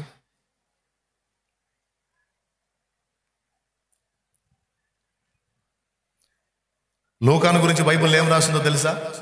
ప్రియమైన వైద్యుడు అని రాస్తుంది. లోకా డాక్టర్ అండి, లోకాసు వార్త రాసిన ఆయన డాక్టరు. వైద్యం తప్పు కాదు, వైద్యం పొందటం తప్పు కాదు, విశ్వాసం పేరుతో వైద్యానికి దూరం అవటం తప్పు. ఎంత భక్తిపరులైనా కావచ్చు. జాగ్రత్త, చెవికి వినబడుతున్న ప్రతి బోధను గుడ్డిగా నమ్మక. అలా నమ్మి మోసపోతున్న వాళ్ళకి అవసరమైతే వచనాలు చూపించి క్లాసు వేయకండి. వాళ్ళకు కనువిప్పు కలిగించండి, వాళ్ళ కళ్ళు తెరవండి. హల్లెలూయా.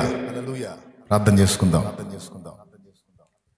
పరిశుద్ధుడైన మా తండ్రి, అందరూ తలలోంచి కళ్ళు మూసి ప్రార్థనలో ఉందాం. పరిశుద్ధుడైన మా తండ్రి, ప్రేమ స్వరూపిక దేవా, నీకు స్తోత్రము స్తోత్రము స్తోత్రము స్తోత్రము స్తోత్రము. ఈరోజు సూటిగా తేటగా మాతో మాట్లాడిన ప్రతి మాట కొరకు వందనాలు. ఉపవాసం ఎలా ఉండాలో, అలాగే స్వస్థత విషయంలో ఏ విధంగా ఉండాలో, ఫ్యామిలీ బాధ్యతలను నిర్లక్ష్యం చేస్తే వాడెంత డేంజర్లో ఉన్నాడో, అన్ని సంగతులు బహు స్పష్టంగా ఈరోజు మాట్లాడినందుకు నీకు వందనాలు. విన్న మాటలన్నీ మా బిడ్డల హృదయాల్లో స్థిరపరచండి. దుష్టుడు ఎత్తుకొని పోకుండా వాడిని గద్దించండి. దుర్బోధ ద్వారా, అబద్ధ బోధ ద్వారా ఎవరైనా ట్రాక్ తప్పిటానికి ట్రై చేయకుండానట్లు నీ బిడ్డలందరినీ ప్రొటెక్ట్ చేయండి, భద్రపరచండి, నీ కాపుదల్లో ఉంచండి. కృపాక్షేమం కలిగించి నీ సన్నిధి సమాధానం మాకు తోడుగా ఉంచమని సమస్త మహిమ నీకే చెల్లిస్తూ యేసు నామములో ప్రార్థిస్తున్నాం తండ్రి, ఆమేన్. మన తండ్రి అయిన దేవుని ప్రేమ, ఆయన ప్రియ కుమారుడు, మనందరి ప్రాణప్రియుడైన యేసయ్య శాశ్వత నిత్య కృప, పరిశుద్ధాత్మతోడి మనోహర దివ్య సహవాసం, సమాధానం సమకూడిన మనకు సకల పరిశుద్ధులకు సార్వత్రిక సంఘమంతటికి నీ సదాతోడే మనందరూ నిత్యత్వంలో చేర్పర్యంతం మనల్ని నడిపించును గాక. ఆమేన్. ప్రవేశ రక్తమునకు జయం, ప్రవేశ రక్తమునకు జయం, ప్రవేశ నామమునకు సంపూర్ణ విజయం కలుగును గాక. ఆమేన్. Praise the lord. ప్రభుకు స్తోత్రాలు. మీ అందరికీ హృదయపూర్వక వందనాలు. చెప్పిన విషయాలు దృష్టిలో పెట్టుకోండి, నేర్చుకోండి. తెలియని వాళ్ళకి అవగాహన కల్పించండి, తెలియని వాళ్ళకి నేర్పండి. ఉపవాసం వద్దు అనకండి, ఉపవాసం చేయాలి కానీ ఇలాగ క్రమంగా చేయండి అని చెప్పి నేర్పండి. అలాగే ఫ్యామిలీ బాధ్యతలు కూడా పట్టించుకోండి. కాస్త ఫ్యామిలీ పిల్లలు ఉన్నారు చూడవాయా, పిల్లలు భార్య కాస్త వాళ్ళు ఒక రోజు కేటాయించి ఎటన్నా అంటే ఆడబడితే ఆడుగా దేవుని మందిరాలకే, దేవుని సన్నిధికే తీసుకెళ్ళి కాస్త వాళ్ళతో సమయం స్పెండ్ చేయండి. కృప మనందరికీ తోడై ఉండును గాక.